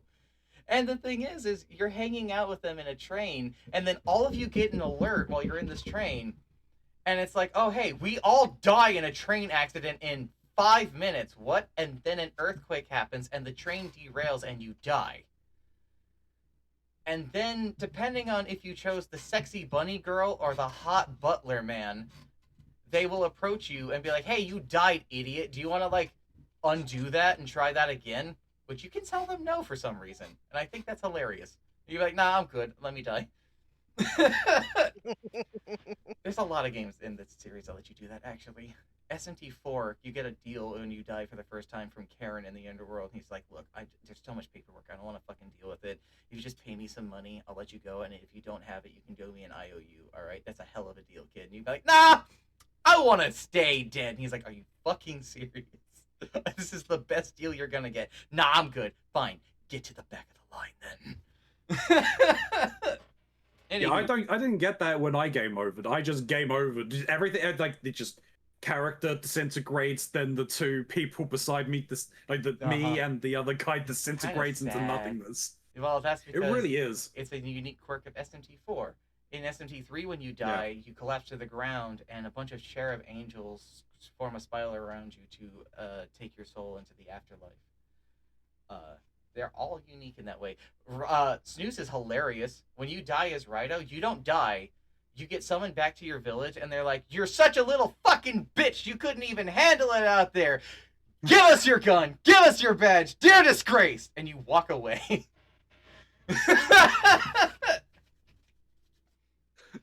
Awu crying in a wooze. Crying in a wooze. Anywho. So you come back.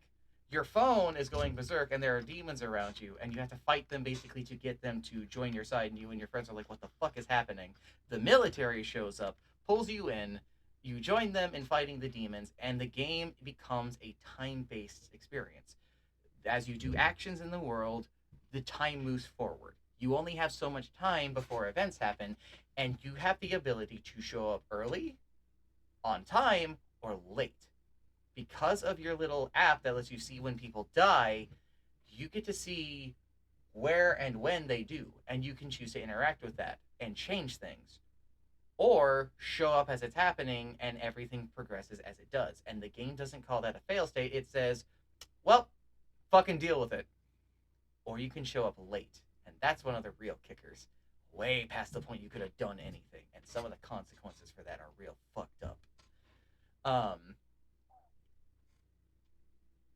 Most of that getting very Dead Rising vibes. The Devil Survivor games have that time-based element where things happen at the same time, and sometimes you have to make a choice of if you want to go one way or the other.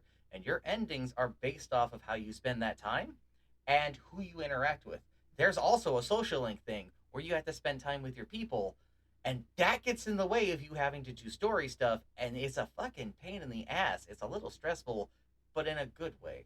You have to prioritize what's important to you, and that's what gets you your endings, of which these games have like 6 at the minimum.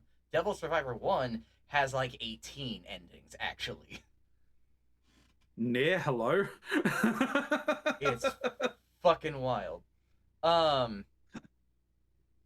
In their own words, though, Devil Survivors. So I did not get as far as I really wanted to. I made it up through day 2 and met the dancer lady who refuses to wear clothes. I was fighting the emulator for way too long, but the moment I started using controller, it was 1,000 times better. The game made me choose between a bunny girl and a butler. This was not a choice. I built myself to punch it for a ton of damage and just kept punching my way through Ruined Japan. I do enjoy it. I do want to play more, and see what else there is that is playable for me. I like EO, of which I'm going to post this. EO is one of your party members. And there is a thing you're going to hear from this that is going to make more sense once you see some of this. Here is EO. I am the military lady, who is my favorite character from that particular one. However, the outfits are nonsense! And fuck this phone. God fuck this phone. My kingdom for a Motorola Razr. What he means is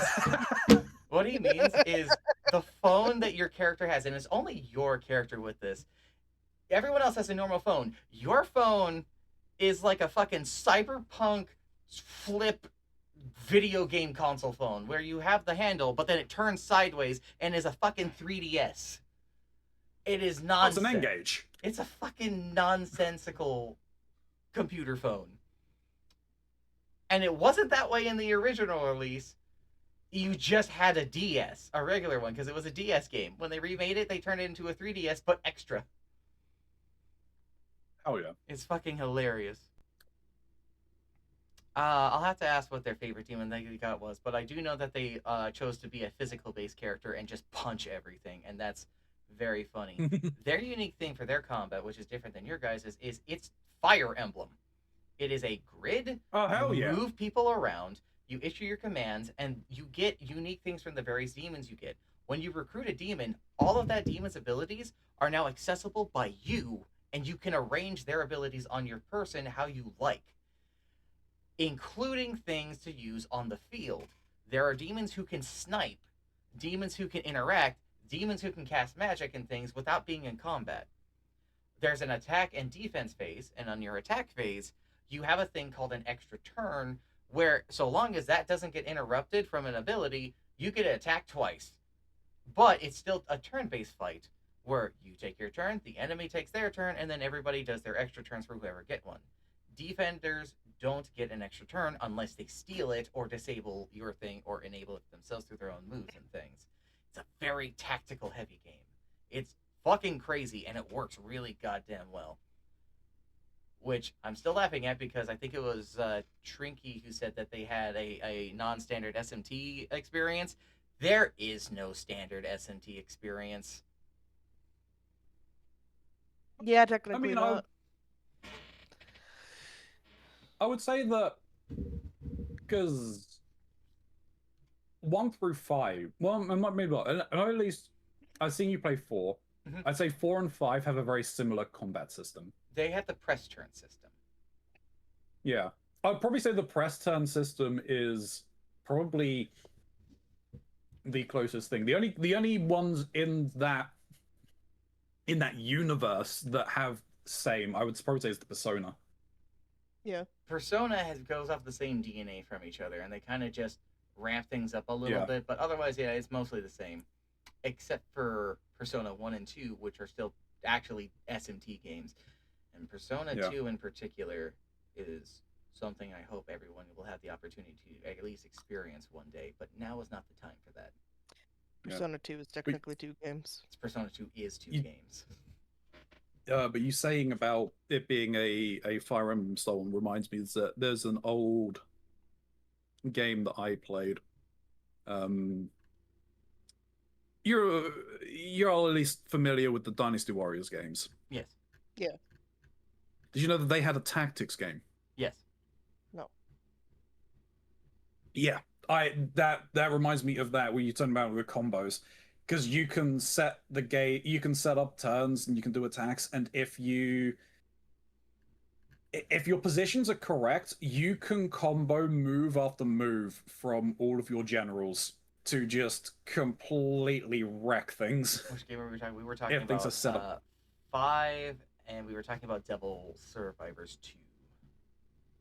Technically, we were talking about a bunch of them.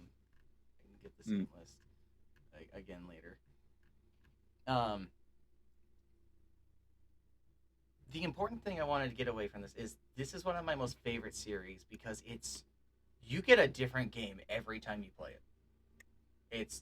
They're really not that similar in tone, in scope, in play style. Turn-based is not enough to say it's the same thing because you interact with them so much differently versus what Trinky was playing, what you were playing, and what Snoo was playing. Even what Chalk was playing, and even what I was playing with Lotus of Nocturne, the game where you get turned into a demi-fiend because Satan as a child put a worm in your tummy. Not even a joke. That's exactly how it happens. Yeah. You gotta feed the worm. You do have to feed the worm, and the worm can have a tantrum in your stomach that can either heal you or hurt you. Incredibly fun. It is. These games are hilarious. I love it though because it doesn't have really an alignment system. It has a ideology thing. Good, evil doesn't fucking matter. Do you believe in law, or do you believe in chaos, or do you believe in neither? And you express that from your actions, from how you interact with the game. You can say whatever you want. It's how you acted and how you interacted. From some of the enemies you fight, from the dialogue choices you do, even the quests you do will influence that. And they will lead to vastly different paths. And none of them are necessarily good. None of them are necessarily bad. It's where do you fall in the spectrum? Yeah, it's the other axis. It's the other axis of the D&D alignment system. Basically. I enjoy it because of it's simultaneously funny, heartwarming, horrifying, and engaging. And I love this series. And there's too much for me to actually ask all of you to experience. But I am glad you are all able to have an experience. Oh, I plan on continuing mine at some point because I'm enjoying it. I would really love to somehow get Trinky to play the original Soul Hackers as well. I don't know if you watched the video I sent you on it, and that's fine if you didn't. I did not. I'm sorry. That's fine. That's fine. I'd at least recommend checking out the intro, though. The intro song is really cool. The animation is really cool. That's it. Yeah. Now, do Yeah. we go to Lightlark or do we go to the princess? Oh, Let's do whichever one. Lightlark. Okay, Lightlark it is. Lightlark. Oh God, Lightlark. Oh boy. Jesus Oh. Lightlark Christ. is the gift that keeps on fucking giving. Oh yeah, Lightlark. sure. If you want to call it that, I'm gonna be upfront. Lightlark 2. I can barely tell you most of the story because I kind of remember the beginning parts of it. I kind of remember the end parts of it. I mostly remember the fucked up romance and tensions Yep. that were happening Yep. because Yep. what in the goddamn are you doing? What? Yeah. From everything I can... Go on. I was gonna say, I'm very much with you, Mox, and I feel like there was a good emphasis on the fucked up romanceness because it's truly fucked up. Oh my god, it's terrible. But also, do you know what's kind of slightly tragic? Lightlark 2 sounds better than Lightlark 1. I have to agree, actually. Like, it's actually quite a tragedy, but it's actually the truth that Lightlark 2 genuinely seems almost slightly more cohesive and interesting than Lightlark 1. Mm-hmm. So Let's at least preface this. In the bathroom. You have to use the bathroom? Yeah. Did You do hang- the Why preface did you then, hang up? Cronzy, whilst Snoo. They didn't hang up. They muted and turned the camera off. I think Ah. so. Their model doesn't go dead. Well, I have to move. Yeah, I'm not even gonna move anything. Do we want to wait for them before we talk about this? All I was just Why don't gonna... we do like the summary yeah, of what no. Lightlark is Okay. whilst Snoo is away? Lightlark is a Oh, young. What is mess. Lightlark? That's a great question. Lightlark is a young adult novel that was written by a person. It has Perfectly words. It is apparently high so fantasy. Lightlark is a young adult story. It's a fantasy setting where there is effectively this kingdom, and this kingdom is divided up into different groups of people, and they are called like the wildlings or the sunlings or like whatever. They've got their respective names. Now these people are separate. They live somewhat apart on their own respective kind of islands, and they have their own respective powers. They also, in relation to their specific powers, have specific curses on them. So, is it the Nightlings have to eat hearts? Are they the heart Yeah, eaters? they're like the That's heart. the eating wildlings. people. Yeah, No, it's the that's the wildlings, wasn't it? that's the Wildlings. I can't remember. It's what the main character was, right? Sure. It's so either way. There's like the sun ones can't fly. I think like they all have their like. There's some ones. Anyway, they've all got their respective curses. Don't worry about the specifics too much. The curses don't make fucking sense. And they really don't matter. And they really don't matter. So Well, like the ones that could there's- just drown on land. Yeah. So they've all got their respective powers, and the idea is you can't have sets of more like you can't have both like a wildling power and like say a sun power. Like you can only have one or the other. Except for if you have a love tie, I think is what they call it, or something like that. Is it a love tie? Something like that. Where you're like deeply in Love love with bond that or something like person. that. Love bond, where you like basically you're stupidly in love with them, and you can basically suck their powers and use their powers. So that becomes quite apparent in the second book, when we find about why everyone's trying to fall in the kind of love with the protagonist, / why the protagonist can do the things that they can do. And it was also a premise in the first book of trying to get the protagonist to fall in love with someone so that they could suck their powers, so that they could make something happen. And then there's a Isn't it couple of also love if you're the interests. if you're the king of Lightlark, you have all powers? Well, yes. And then I learnt about the system in the second book, where if you are a king and you have a child, they suck your powers from the day they're born. And so, or unless you like just give them your powers straight over, they suck all your power out of you literally every day until you fucking die. Just by them merely existing. And wasn't it like you had to create an heir? Yes, you have to So you create an heir, have but your to- heir does kill you. It's a system. And not only is it just one heir, if you sire multiple children, they all drain you. Yes. Which is Yes. really, it was So even you just more have to weird. basically have a child and then go, here, child, have all my power. And then, so the whole premise of the first book was trying to get the protagonist, Isla, to fall in love with a certain person because of this evil woman that was trying to manipulate the situation. That all, whatever, first book, plot falls through, whatever. Second book is kind of split into perspectives. There is current timeline, and then there is flashback timeline. And flashback timelines are like memories that Isla's recalling that she didn't really know that she had, and she's kind of like unraveling these these memories basically. And there's 2 love interests. What the fuck are their names? I don't remember. It doesn't matter. Oro- All we know is that one of Oro them and is Grim. the actual romance, and the other Yeah. one is I'm here to make things interesting, and I'm the It is goodest a Twilight story with Edward and Jacob. You know who the Okay. actual romantic partner is, and the other Yeah. one is just there. And the other one's I just think there it's because we have to have a Oro, triangle. the Oro, light, that's it. the light guy, and Grim, Yeah, the who's dark, the fake love, edgy. and Grim is the actual love. Well, Love being a loose term, I would say. Yeah. We only really find out Grim's true intentions at the end of Lightlark. True. But Oro is the primary love interest in the first Lightlark, and he is kind of obsolete in Lightlark 2. Yeah. Oh, That's also, the synopsis of what Lightlark is. Please discuss. the only main thing that Oro and Isla done was Oro finger banging her.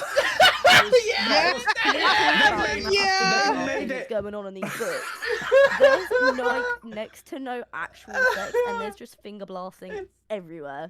It's so It's like fucking there's finger guns. They're finger gunning And everywhere. basically, and from what it sounds like, because we didn't read the book, we just watched a We're video watching- of someone. we're watching Crow Collar Yeah. is doing God's work for this, They by the way. basically said that the finger blasting scenes are the same scenes copy and pasted with slight detail changes, and it's the exact same thing every time. It's so fucking stupid, dude. I cannot contain my own, like, I have to come up with concepts and things for my D&D games. Literally, last night, I had to improv a gay sex scene between a vampire manipulating 2 men to drag them off to a beach and have weird gay sex to drain them, and then one of them being like, yeah, this is too weird and leaving, and the other one getting drank to death. Alright, and I could write that as a far more romantic thing than whatever the fuck is going on in this. Not even a joke, by the way. Crowcaller, the basic summary says, yeah, I am holding this series up by my purchases and everything like that, and keeping it in the talking sphere because it potentially didn't do as well as the first one, but also kind of like the saying that any fans that the books do have are only there for the flashbacks and are potentially just ignoring the present day stuff just to read whatever trashy like situationship Isla and Grimm are in the flashbacks. They're only reading for the flashbacks, and the flashbacks themselves could be a book, and probably should have been a book on their own. I want to be clear, thinking about all of this is making me want to just sink down into my ribcage like a fucking turtle. I want to talk about the necklace. Oh, no! That no! So I am half tempted to turn around and say that was a plot twist for just the sake of she reached the end and was like, I need some kind of plot twist. I need something. This was a proposal. Shrinky, go She's ahead. my wife. Do you want me to explain what the necklace is for everybody listening? It's so fucking stupid. Oh. Right, so as these kind of flashbacks continue to happen, we learn that Isla has a necklace on. And Isla... Right, marriage basically, in this world, we don't know how it fucking works, apparently. Neither does anybody else. So, apparently you get a necklace that gets put on your neck that you cannot ever fucking remove. Now, Isla didn't know she had this necklace on because one of Grimm's abilities is to turn things invisible. So she's been wearing this... She got given it in the first book, didn't she? This necklace. Yeah, Yes. kinda. She was given got it because Grimm was like, look, I'll come to your protection. I'll come to your aid. Yes. Grimm was Wear like, this I will give you necklace. this necklace to keep you safe. If you need it, like, I'll know. If you, like, need my help, I'll know. And, like, gives her this necklace, turns it invisible. Turns out, that's marriage in this. And you're now, like, bound to that person. And she is also had, like, a long love with Grimm, and he's wiped all of her fucking memories. Over and over. Gives her, and has given her this necklace when her memories were wiped, because he's like, oh, but when your memories aren't wiped, you love me. No, I think it was during the flashbacks, like, he offered her this before. He proposed to her before, and she turned him down. She's like, no, I don't, we can't do this. Or something along those lines. Then, yeah, he wipes her memories, and then he fucking gives her this without any kind of context in the first book. Yeah, you guys So just think it's a necklace. Like, everyone just thinks it's a necklace, because there's no concept of how marriage works in the book. There's no reason to think it's anything but think, a necklace. And I think it is specific to his people's concept. I don't think it's the general thing inside of Light. It might be, I'm not 100% sure. It was never really made apparent, because again, you're right. No one really knows what the fuck this is. What's going on with marriage and anything like that. I don't think the creator knows what the fuck they're talking about either. You know, like the whole, they've got to consume human hearts. Like, people actually sat down and tried to math out just how many hearts and, like, the unfeasibility of it. Which is so fucking stupid.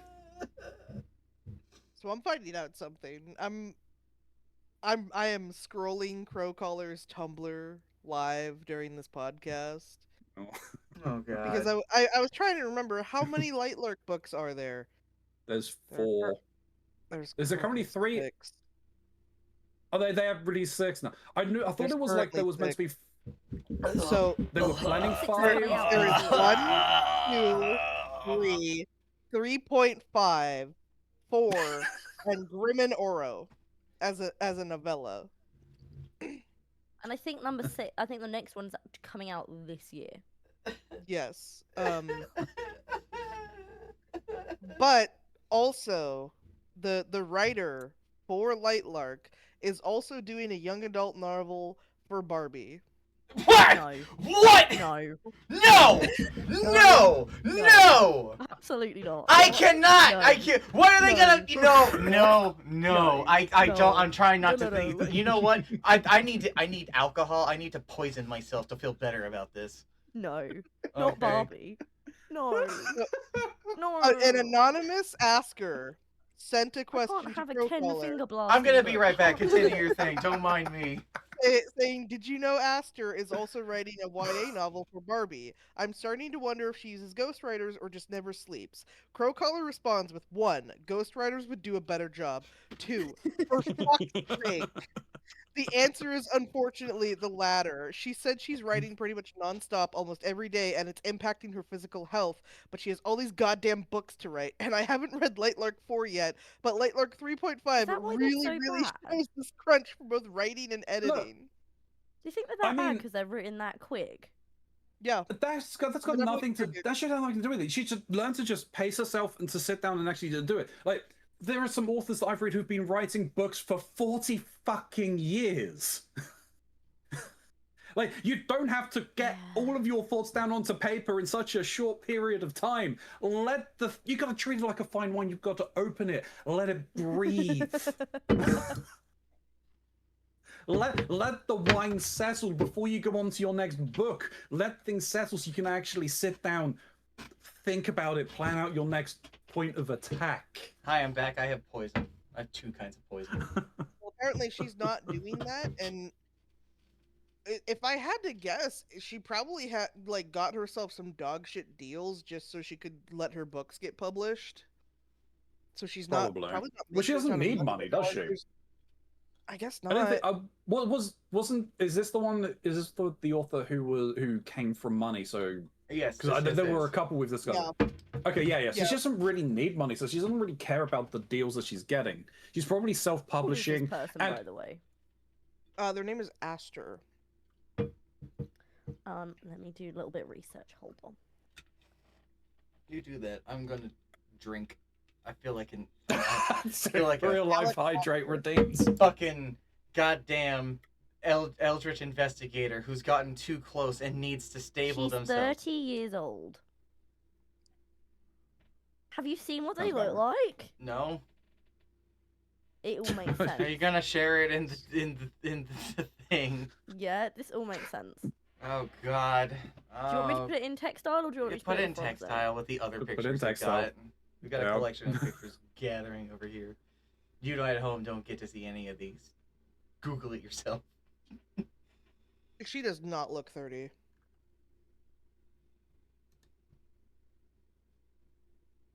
Dude, she looks like a Barbie doll. That's what I mean. Jesus It all was making Christ. sense. She is like, no offense, she is like a 30-year-old woman who wasn't touched until she was like 27, and then she was like, oh my god, I'm gonna write books about this. My God, I was fingered once, and it's now everyone's problem.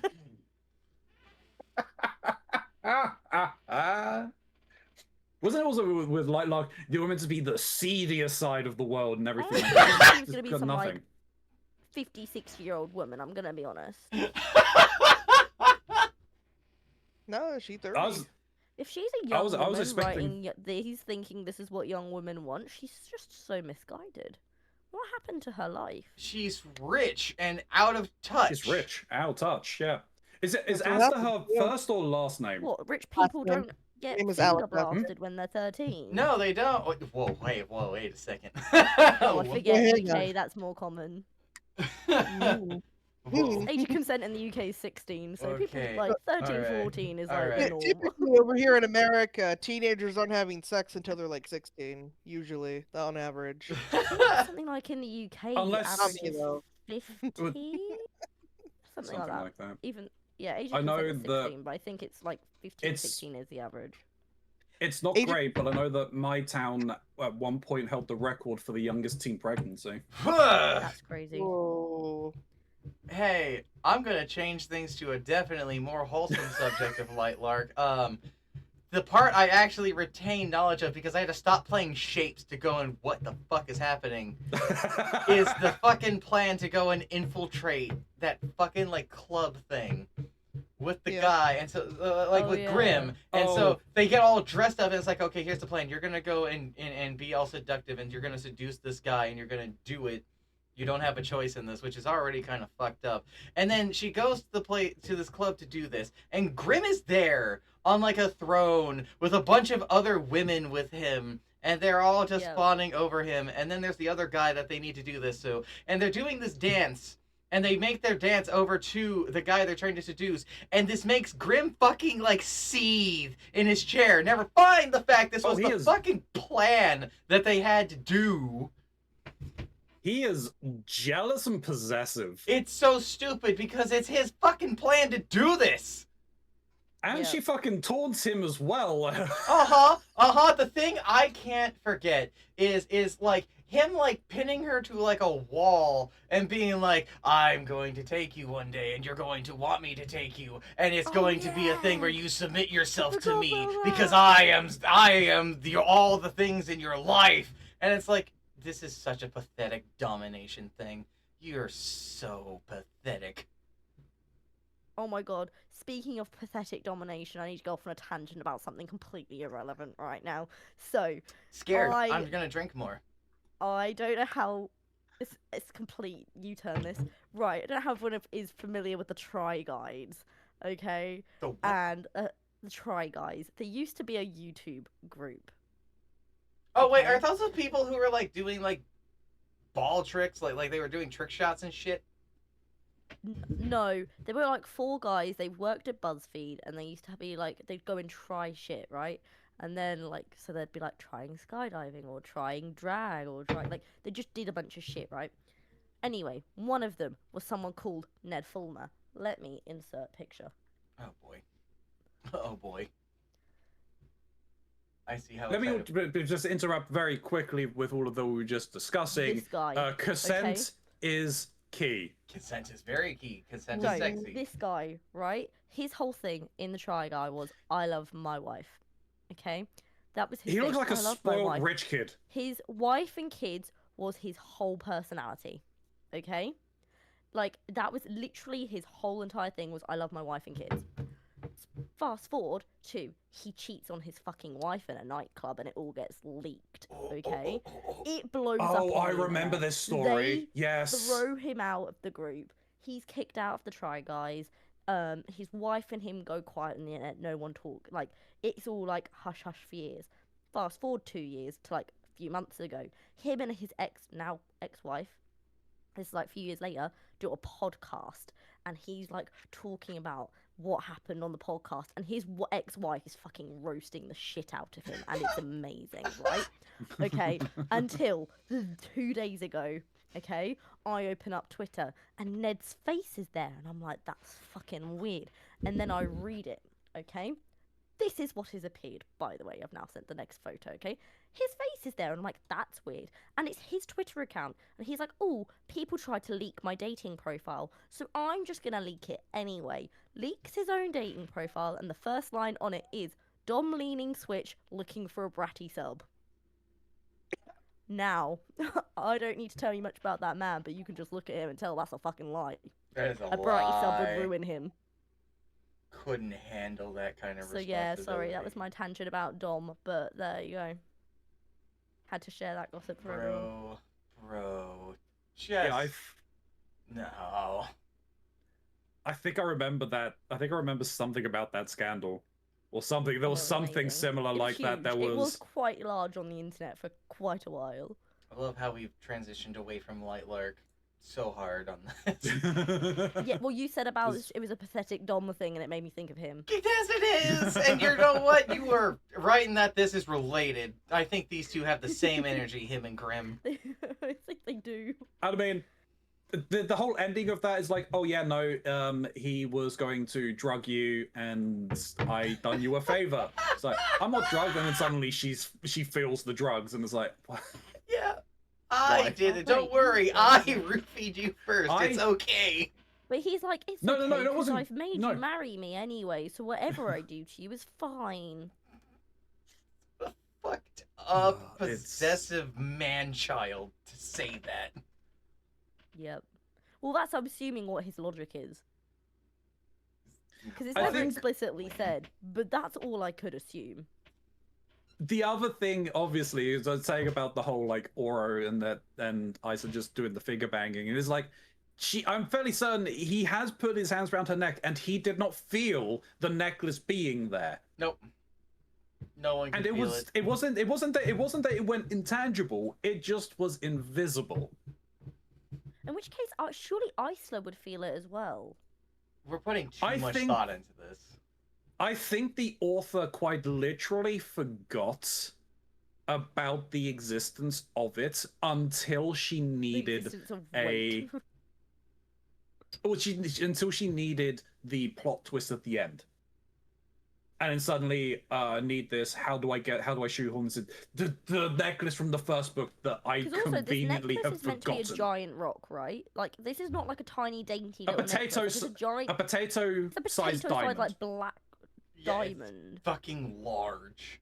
In which case, how would you not feel that on your neck if it's just invisible and still has The that? rigorous training that her terrible tutors put her through made her ignore all weight. The rigorous training she's taken for the terrible plot to hide things from her. Sorry. We'll call it rigorous training that was actually just abuse. It's just torture. It's a good thing they didn't know that I broke my arm they before mentioned this. that in the book as well, isn't it? About Grimm. That was is the it first one, Grimm's yeah. upbringing? About him being like tortured as a kid and liking it because he thought it meant Yeah, he he was strong or like something. he like had to self-flagellate or whatever. Yeah, in like public, it was like a thing, wasn't it? Oh, wasn't it also saying like, oh yeah, as my powers aren't gonna get stolen because I can't fall in love or some shit like that. Yes. He was like, I can't fall in love because I can't have my powers taken. He was like, Yeah. he wouldn't sleep with anyone more than once. So he was just sleeping that with all was- these women once because he was like, I don't want to fall in love or them to fall in love Yeah. and take my powers. Yeah. It's And then basically turns around and said, "Oh yeah, since my time with you, I have been with no one else." Like bang half the fucking fucking village. don't believe that for a goddamn second. He's the village whore. I don't understand. He really is. He is like this island's fucking bicycle with the way he goes around with people. Honestly. Everyone takes a round with him, but you can only ride him once. Okay, so make it count. Don't ever say make it count like that ever again. Sorry, I'm That's too poisoning much. myself over here. Too much. I have had like 2 sips of a hard cranberry over here, and I'm feeling the hate flow through me. I mean, and then again, the tragic thing is that Lightlark 2 actually does have more sense to it than Lightlark 1. Which is actually, I think, the most depressing thing about it. I am But going I to think a lot of it partially is that she challenge was- that. The only reason I'm going to partially challenge that is I agree with you, except the beginning of it is a fucking horrific political mess, and I still remember that much. Oh, yes. Of, I am now the queen of things, so let me get involved by not getting involved or paying attention or listen to fucking I'm not anyone gonna about do any of this. anything. Oh, why is no one listening? Why is this so hard? Because you're not fucking listening, you goddamn idiot. Stop fawning over Grimm. Yeah. Do your job. Ugh. Who just Do fucks that. off and just threatening Lightlark Yeah! entirely. I'm Yeah! going to kill everyone. I am throwing a hissy fit because I can't have you. You're so right. Oh God, why are we right?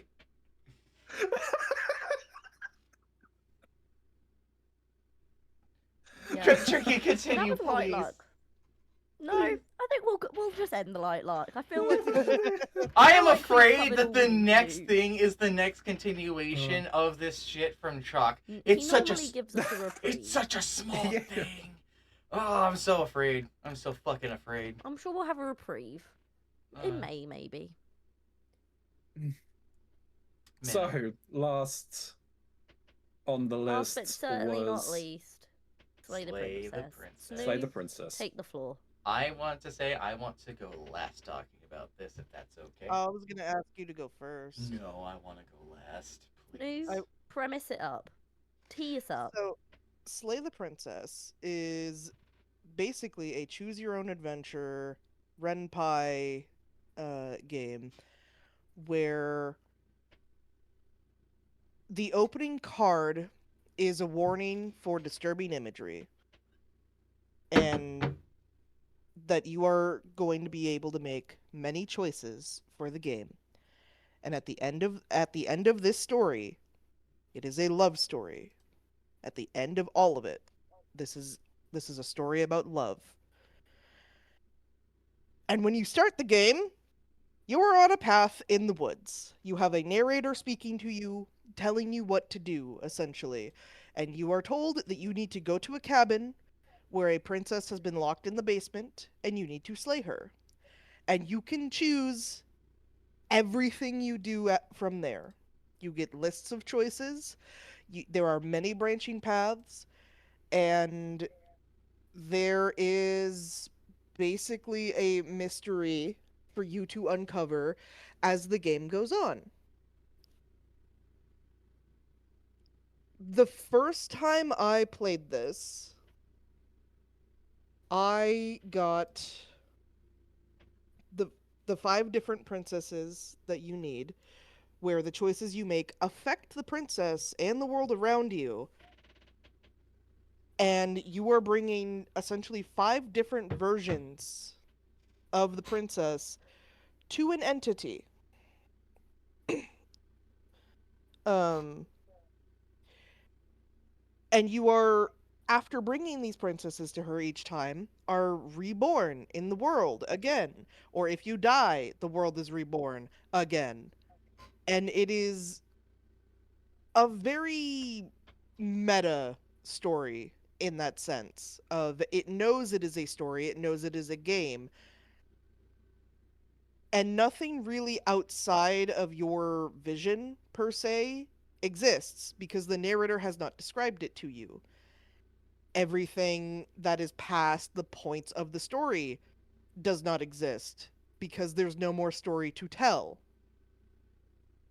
It is a very fascinating game. It is a pretty bloody game, but I think it has a lot to say, and there are points where it's like it's hard to see that this is a love story.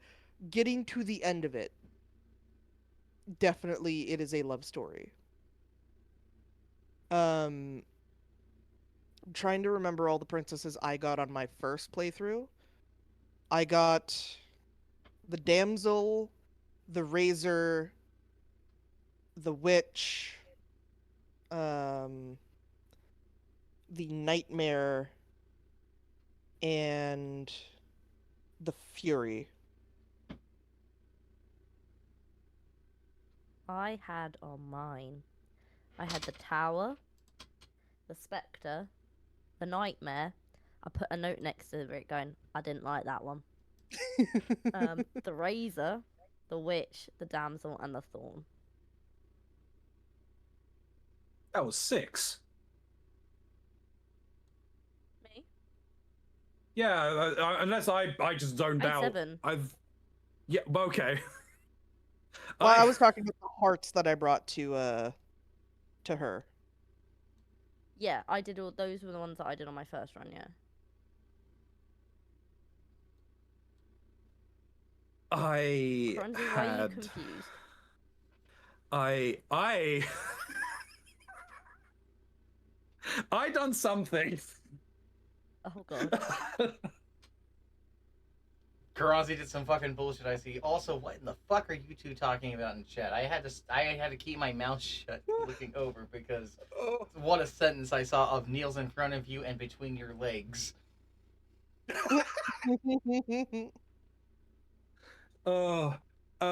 Yeah, I done something that Gray and Angel did not expect, and apparently Snoo did not expect either. Yeah, so for most like arcs of the princesses, you can get up to 3 chapters. There's one that you can do 4 chapters, but most on average you have 3 chapters. You can get up to only like 2 chapters. Karanzi never hit 3 chapters. He somehow got only 2nd chapters. I done my entire playthrough. Every interaction I had was 2 chapters. Which is crazy to me. You did 2 chapters?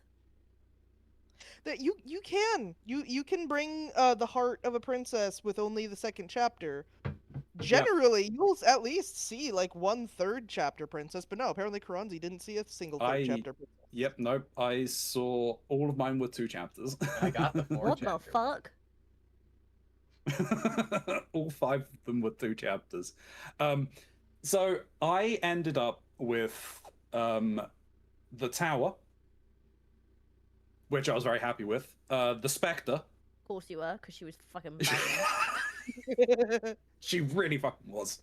The Yes. Spectre. I got the Adversary. I got the Stranger. And I got the Prisoner.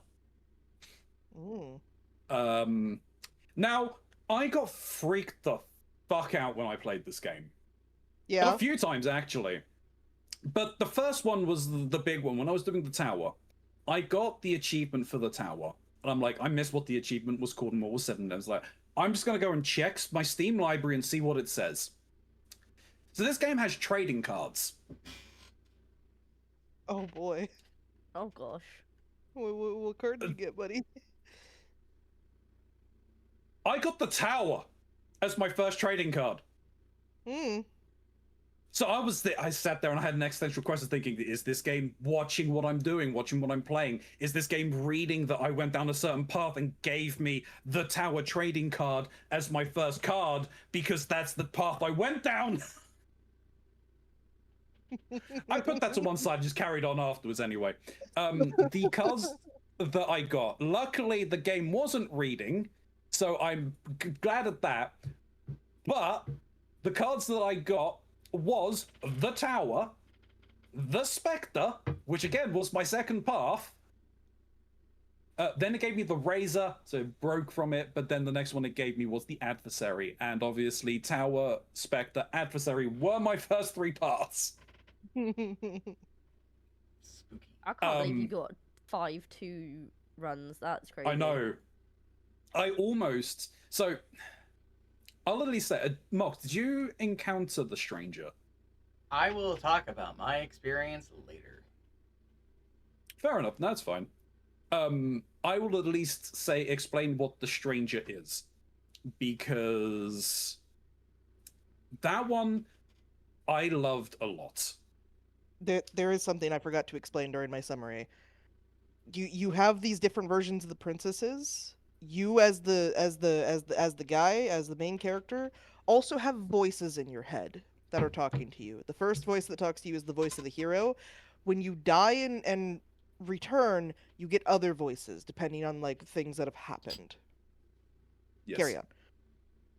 Nope, that's fine. So with the Stranger, so obviously you are given the option. You're on the path. You're walking on the path to the cabin. You can just straight up turn around and say, no, I'm going the other way. So I'd done that. So, I think I've done that in the Adversary. And it's like, oh no, you've come back to the cabin. So, okay, fine, we'll go in. But when I was doing the Stranger, I'm like, no, fuck you, narrator. I'm turning around again. And I just kept doing it. And you break the world. If you turn around and just say, no, I am not going to the cabin, I am walking along this path, you break the world. You fragment the world that is trying you so hard to go down this path, and it basically fractures. You never reach there. The world just ends because you forced the world to split so much. And that's how you meet the Stranger, who has probably the best voice, the Contrarian, who just wants you to throw caution to the wind and just piss off the narrator as much as possible. To the point where he tells you to throw the knife out the window. So I did.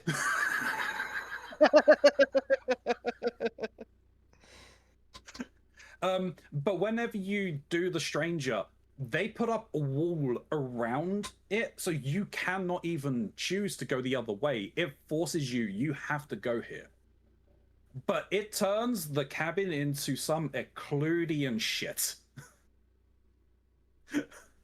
and the princess fractures as well. It's phenomenal. But one thing that I loved, and I've done it every time, is in your second visit to the cabin. I couldn't tell you if it happens in your third and fourth play, but there's a mirror on the wall. And if you try to interact with the mirror, the narrator ignores it, doesn't say that there's a mirror there. And I'm like, no, there's a mirror there. You're lying to me. I don't like being lied to. So I go up and interact with the mirror. You go and interact with it, and it's like, oh no, there's nothing there. You put your hand on it. Which also, another one that freaks me out. It's not a human hand. You're a lizard of some kind, or a monster, or a dragon, or something. You have feathers. Is it feathers? I wasn't entirely sure, but it's not human. So it's unclear exactly what you are. You do have feathers. There is a chapter called The Princess and the Dragon, where the princess is the one that calls you the dragon. Because it's like, well, you don't look like a normal dragon, but I think you're a dragon. It's unclear what you are until the end of the game. Sure. Where you don't I have a am name. going to play. I am going to be playing it more Angel, because I found it was as weirded out as it was from it. I was interested in what was going on with it. But yeah, it was a trip. I can understand the warnings, especially in The Prisoner with what I done. It was really, really bad with the Fury for me. I was fine with it. I don't think someone like Trinky would have been fine with it. You get unmade. I did not like the nightmare. The nightmare was not fun. The adversary was a weird one. I suppose it's my turn. Yes, unless you Yeah. wanted to just read chalks. Yeah, I'll read chalks real quick before I get into my thing. I had already played this, but the adversary is my absolute fave and the razor is right behind her. I like them both for reasons. It's a good game, more people should play it. That's all he has to say.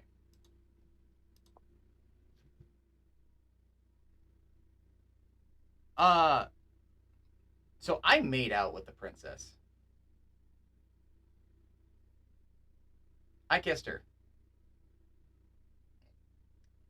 The achievement for it has only a 17%. Mm-hmm. And that's crazy to me. Who else smooched the princess, or was it just me? I had gotten a smooch with the princess. That's something you can only get with that version of the princess that you got to, called the Thorn. Yep. That was Mox's first princess. Yep. I had the damsel. I had the stranger. I had the razor. I had the thorn. And I guess I had the nightmare. I guess. There's a reason for it of I stopped playing. Mm-hmm. I did not enjoy my time with Slay the Princess. I want to be clear that I think the game is an excellent game. I think the art inside of it is great, and I appreciate the story that's there. But I did not like playing it. In fact, I want to go so far as to say I actually kind of hated my experience with it.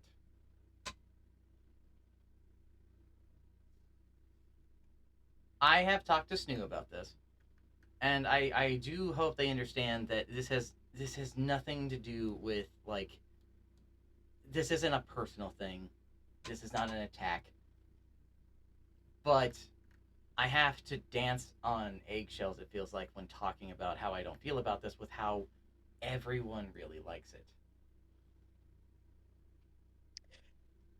So Mox did stream this. Both I, Angel, and Gray were in the chat talking to him about it, and I am going to reiterate and reassure it is completely fine to not like it.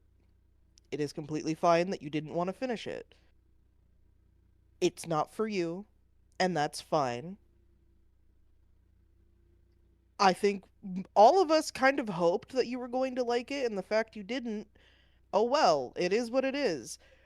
I was more excited to see if you would like it because when I first started playing it, you said that you had planned to play it because neither of us knew anything about it, and the fact that you didn't, oh, Well, that's fine. this is I the did feel dejected. I did feel dejected at first. I'm not going to lie, and I sulked in the room for a little bit, but I got over it. I'm fine. I It have something to say in that matter. I actually think it was because of how passionate you, Gray, and Angel were in that actually took away from the experience for me. I see. And that's the thing that I couldn't bring myself to say out loud because that feels really terrible. I understand the passion. Trust me, I fucking understand the passion. The desire to express the things that you enjoy about these things. I really do. But there was these conversations of insight understanding beyond that were detracting from my own experience of being able to sit there and settle in, to let the scenes play out within them. I did not enjoy that constant banter. And I definitely did not enjoy feeling like there were sides and aspects of this that were being talked over me.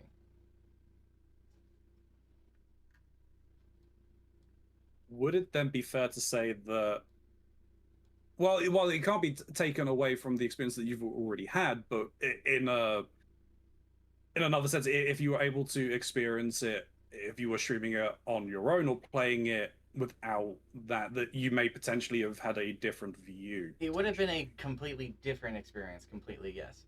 And I Yeah. hope that the mentioned individuals, I don't want to say that this was a thing. I hope you understand. I'm not upset at any of you for this, but it was one of the big things that made me go, I really don't actually want to play this. Because this wasn't my journey. I felt like I was being puppeted. Someone stuck their hand up your ass. Yeah, exactly. And I am sorry that was the experience and the thing I walked away from. So I hope you don't think that I am mad at any of you for this. I'm not. But I can't bring myself to play it anymore. That's completely fine. And I completely understand that point of view. I have seen this happen before, not with someone that I actually know, but with a streamer boy that we both know about, Mox, with Pat Stares at. When he tried to play Omori, Ah, and his chat did the same fucking thing to him, and they wouldn't shut the fuck up, and they kept making inside jokes about the story of the game, or even outright spoiling the end of the game. And he just went, you know what? I've been playing for 2 hours. The game was fine, but my chat fucking sucks, so I'm not playing the game anymore. And that's why he stopped playing Omori. I've seen that happen to a number of streamers, but also personal experience from that as well. Growing up when I was in my late teens, early 20s, going to anime conventions, I was heavily put off. And I think I've mentioned this before, and I think I can't remember, Mox, if it was a show that you are a fan of or not. But the melancholy of yeah, Haruhi. Suzumiya, yeah. Yeah, like I totally put off of that anime and that show and the entire series because going to conventions at that time in the mid 2000s, like early 2010s, there was an entire scene of people, and it seemed like the vast majority of the scene that were going to these conventions were very much of the mind of, you are not an anime fan if you cannot dance the dance to the intro to Haruhi. Haruhi dance. Ugh. Yeah, and if you are not a true fan if you can't do this because we say so. And it's like, there's so many other fandoms and dichotomies out there. Why are every single one of you so fixated upon this and this one dance? I hate it. I am never watching this show. I think Hunter, early gatekeeping true. At Misk, it's for SSJ Hunter Killer, it's freaking Evangelion, right? He has the same visceral reaction to that. I also have the same reaction about Evangelion because people like it too much. But that's because when I first watched it, I didn't get it, and all I could see was just people being rabid about it. Was it? And to this day, I quote unquote hate Evangelion because of it. Yeah. I enjoy it, but I don't engage in the fandom. I just look at it as, it's all right. It's interesting. The films are kind of the film is kind of stupid because it is just a supercut of the TV show. Some of my problems with it, especially, is that in expressing how I feel about this, that I feel hyper hypocritical, considering we know my feelings about specific subjects, not just the Alan Wake things, but a lot of other things that I'm very passionate about. And that passion, I can understand, becomes annoying. And there's a part of me that is like, well, if this is fine for myself, why isn't it fine for them? And it has been kind of tearing me apart since that stream.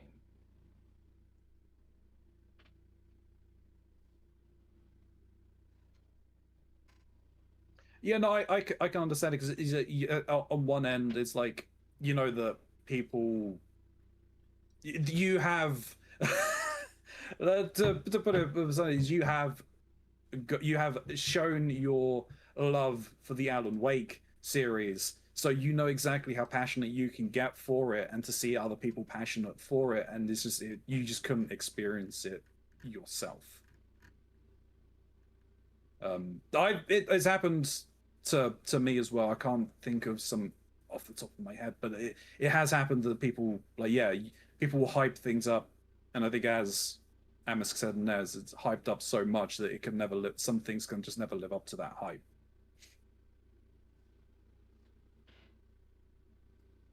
So yeah, I unfortunately did not have a good experience with Slay the Princess. That is unfortunate, but it is what it is.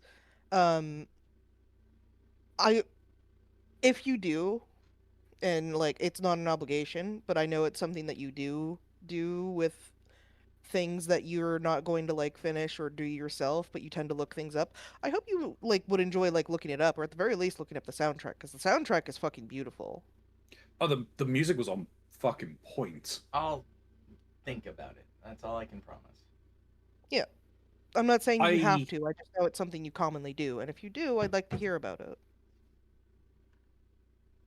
I liked on there with when you moved your mouse around, the world the parallax shifted with it. That was awesome. Yeah, I love the parallaxing. You would see me do it all the time on stream. I would just start moving my mouse in a circle. I love doing the parallaxing. Oh, I was doing it as well.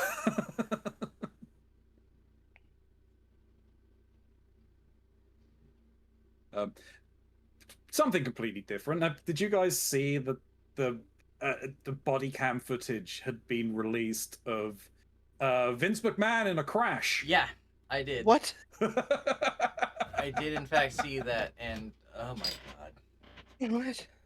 He's a fucking idiot.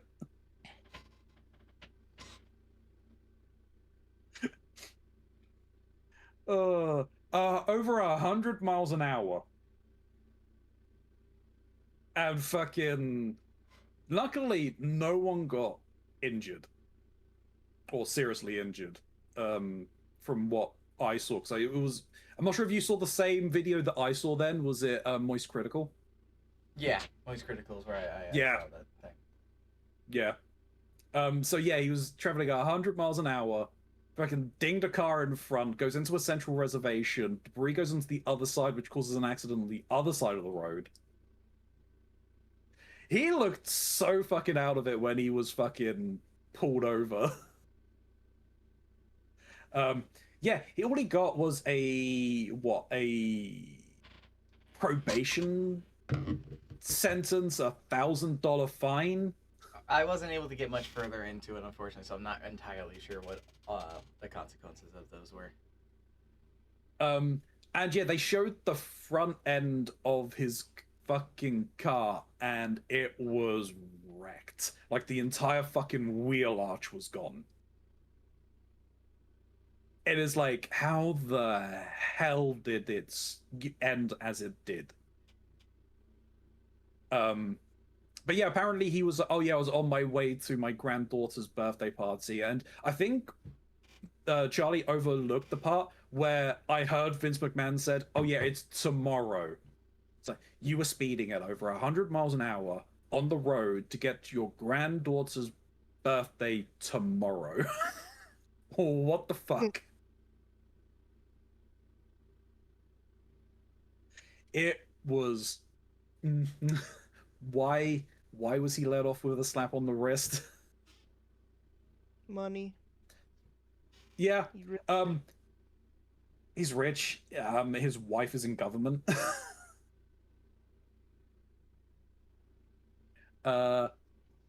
Apparently, no wrestler will get into a car with him because he is that much of a known terrible driver. Damn. He's also just a terrible person. True. He is a very terrible person.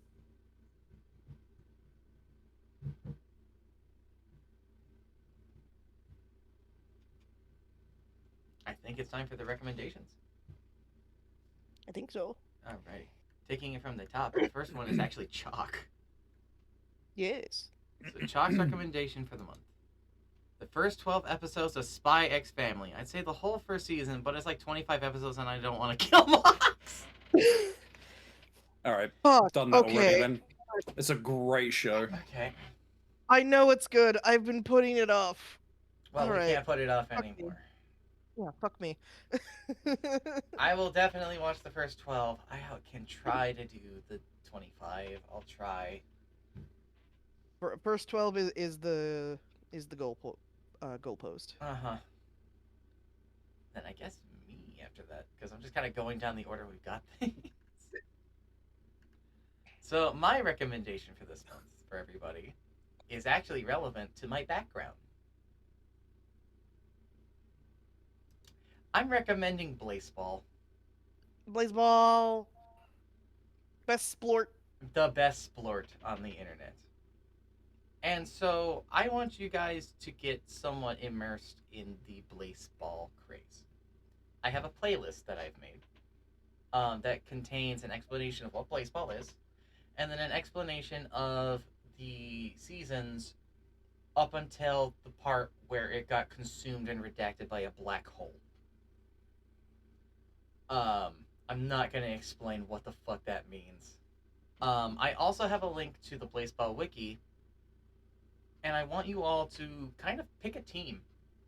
Read that team. Make that team your team.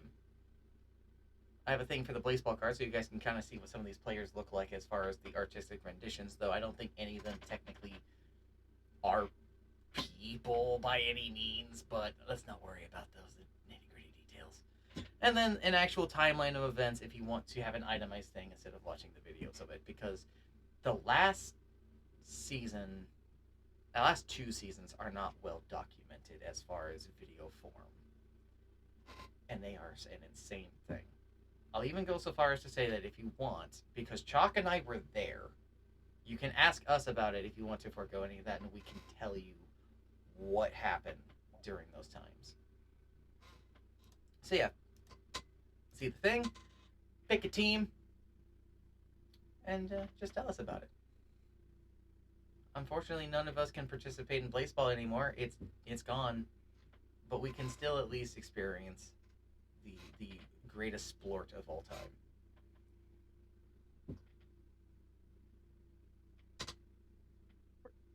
Seems like Trinky's next. Okay, so mine is not I guess it is a recommendation. It's more of a challenge and a funny thing for everyone to get involved with. This So is so I discovered this about a week ago. I played it for 2 days when this is going to be my recommendation, and I stopped playing because I was like, I don't want to get far ahead of everybody because I don't want to do that. So it's called Infinite Craft. There is over 100 million different things that you can craft in this game. You start with the base elements and you merge them to create other things. And you keep merging and merging and merging, and you're making various things. Now, there's something really cool in this game, which is that if you are the first one to discover and make a certain combination, it will tell you. And so I have got 3 challenges. One, I want to see which of us can make the most things. Okay, so who can get to the highest number of created things.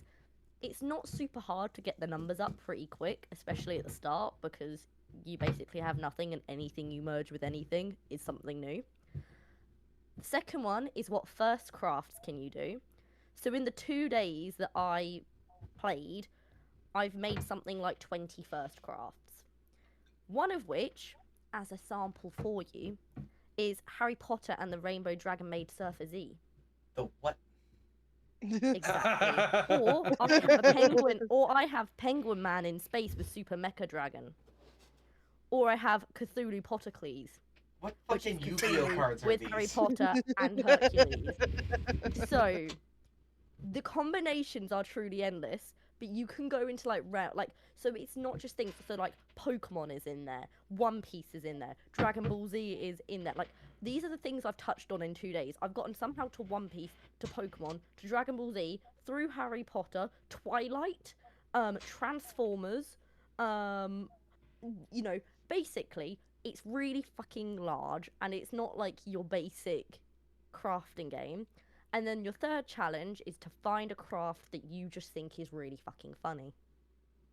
Okay? So like any of your crafts that you just think is actually a funny craft. I haven't played this game. I have. But I have watched a number of bingo challenges for Infinite Craft. No looking up tutorials, no looking up any guides, no looking up anything. Oh yeah, no, of course. Yeah. That's kind of against the spirit of things. Yeah. Yeah. I have a head start because I have played this a little before, but I didn't really do much. I haven't played it, but I know the concept, and I should be fine with it. But yeah. I've got 930 things already made, like I said, but I did that in 2 days, and I stopped playing. I'll pick it up in a few days. Like I'll let everyone have a chance to like catch up, and then I'll start playing again. Because I haven't obviously already started. But yeah, I'm just kind of interested to see what routes people go down. Like, what things did you end up... Because you can look at it in chronological order, as well of, like, what things you've made first. So I'm kind of interested to see in what routes people end up in, first of all. Like, do we all end up going down the same path? Do we all go off in different paths? Like, so, yeah. And it's not exactly hard. And it's also an app on your phone. So you can either play it on the website or you can download an app on your phone. That phone app is going to make this actually doable. It's something I can now do at work. Because then it's literally like, you could, if you've got 5 spare minutes, you just literally can sit there and do it. And you can also still upload and download profiles. So if you do something on, say, like your phone that you want to upload and download, you could then do that, swap it onto your PC. That's very nice. Hopefully Mox doesn't get the same thing that happened to him as it did with Melvor. God, I fucking hope not. Well, they're not actually connected. No, I have to do I have to export, import things, I'm guessing. Yeah. It's just that if you want to go between the two. Obviously, if you just want to do it all on your phone, just do it all on your phone. Might have to do that. That might be like... Which is what I'm doing anyway. So yeah. And then you can come up with as many things as you can. That's my challenge to everybody. So it's more of a funny challenge thing rather than a, like, This isn't like a hardcore challenge. It's recommendation. just like do it and then just show your work basically. Yeah, it's just like a fun task rather than a time-consuming, gonna take up loads of your time task. Hopefully. Hopefully. So Trinky, this is incredibly funny. Mine is also technically not a recommendation, but it is a challenge. Love this. Eh? Same brain. The brain cells. What do you mean? I saw how big your thing was, and it's like I think they were like dots. There are There's bullet points. Snoowolf's photo scavenger hunt. Success is if you manage at least 20 points off the list. You must get a photo of the object/animal/act, my or it does God. not count. You do not have to get your face or part of yourself in the shots. Videos and GIFs do count, they just must be yours. You may censor or edit shots to remove sensitive information if needed.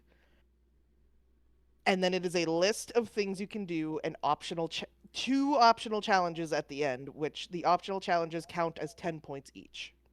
They must be complete for the series in order to count. So find us. I'll just read off everything. So it's on stream on the recording. Oh my Find God, a tick safe. so many of these off at work. It's great. Find a safe to pet animal and pet it. Find your favorite plant that currently exists in your area. Plants at a store do count, but it must be a live plant.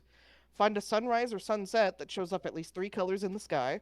Find a bright light in a dark area or a very dark area amongst bright light. Find all the numbers from 0 through 9 in any signage or labeling. Find a warning label that seems like one person made a very bad decision and that's why the warning exists now. Find That's got something the your American child thing. Find something your child self would have loved to get as a present. Find something you could easily break. Find someone or something's footprints. Find something that moves on its own. Find something above your line of sight you would normally not notice. Find something that instills a everything. feeling of sonder to you.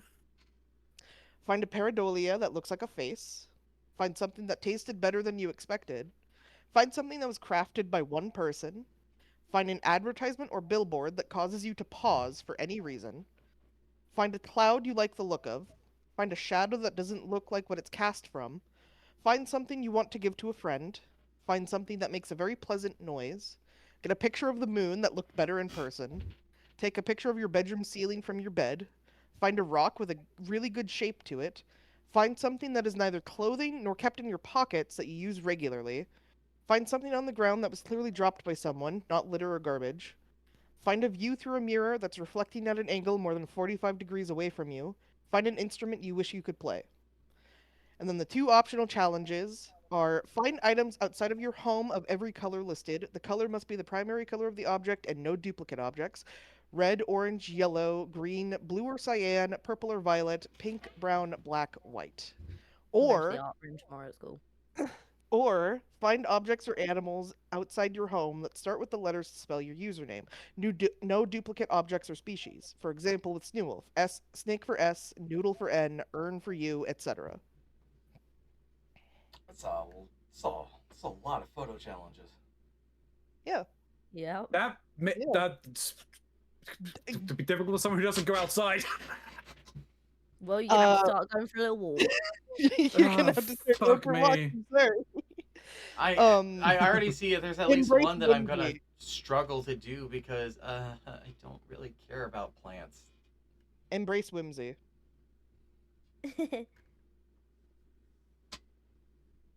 Well, I will be able to smash a few of these off at work tomorrow. Also, one of these is gonna be weird for us because we sleep in the same bed. Yeah, it's gonna be funny. What was the It's gonna bed be the one? it's gonna be the same picture, but from slightly different angles. Take a picture Wait, of your what is the bedroom bed one? ceiling from your bed. Oh, okay. This also means I have to get something set up so we'll be able to see the gallery of this. We're gonna have to make a thread specifically for this gallery. Yeah. I had to put mine on there because I wasn't entirely sure what was on there because it would have changed, but it has not changed. I need to sort some things out for it. But I am going to suggest Storth Romantic. I've already got a head start on this bitch. What the hell is Dorth Romantic? Oh, poor chalk. Poor chalk. Oh, What do you mean, poor God, chalk? I'm not liking where this is going. Oh, You need to boy. explain yourself, sir. I have That's a sent good pick. Dorfamatic is fantastic. Oh It no! Boy, oh It boy. is Okay. a tile building, a tile game where you create a world from a series of tiles. I've seen this game. There's a lot of spin-offs of this game now. There are a lot of it, but this is from what I can tell, the first one that existed. Well, you and me played this a while ago, and then Yeah. we started seeing all the spin-offs, so... Yep. I would say there is no real end point to it. There's nothing that I can really say. So just get as best score as you can get. Yeah. Just Put do as your much best, time really. put as much time into it as you want, and get as good a score as you feel happy with.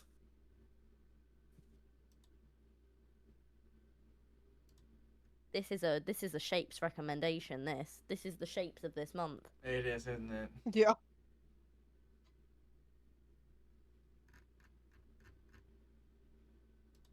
Boy, this is gonna be a busy month.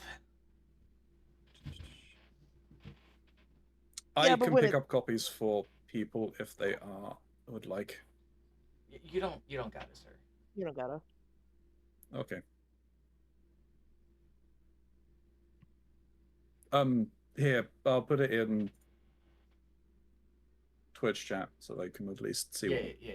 what I I feel like recommended. I should have a rule for myself where I can only do like 2 of these at school.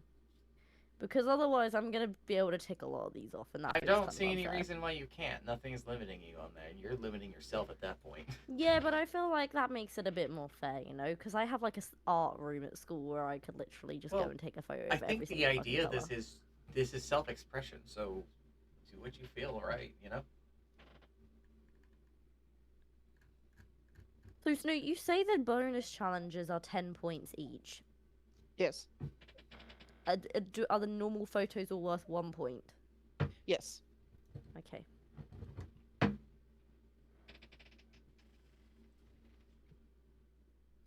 So theoretically, you could do just the 2 big challenges, and then that's all the photos you need.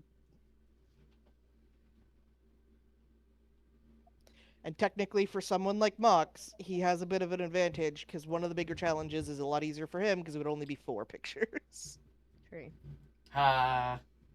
But that is why I put the caveat of it has to be objects or animals outside your home. You have to go Okay. outside to get those 4 pictures, Mox. I go outside a fair bit. Yeah, you do. But now you have to go outside and you have to look for things now.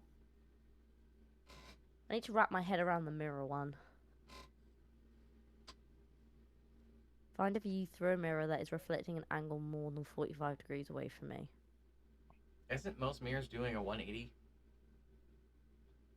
Yeah, that's the bit that's Yeah, so you just angle yourself. You look at it from the side because then it's So I think I have one of those. I know where it is, but I'm not sure if it meets the description. But I'll go with it. just do your best interpretation.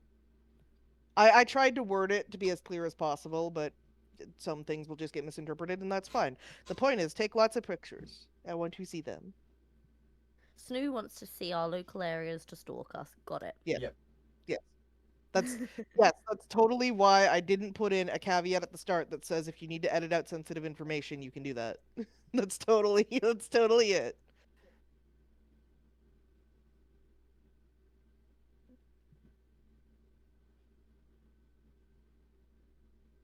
Gotcha. I'm glad that the Right. washer guy is here. Is that all of our recommendations? I then? think that is. I think that's everything. Holy. Once again, I want to say happy birthday to Mama Mox. Happy birthday, Mama. We'll be picking this up again Birthday, Mama March Mox. 26th, it looks like, which is funny because it's literally a month from today. Yeah.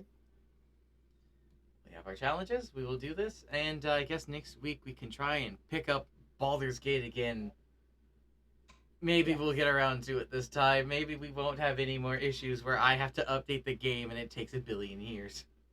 Yeah, I mean, that would be helpful. That would be very it'd be helpful. nice. I will be making sure I'll be watching it like a fucking hawk.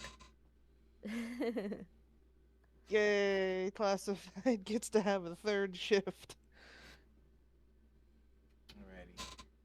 Alrighty. Stay safe, stay hydrated. Remember to wash your hands, everybody. Have a good night.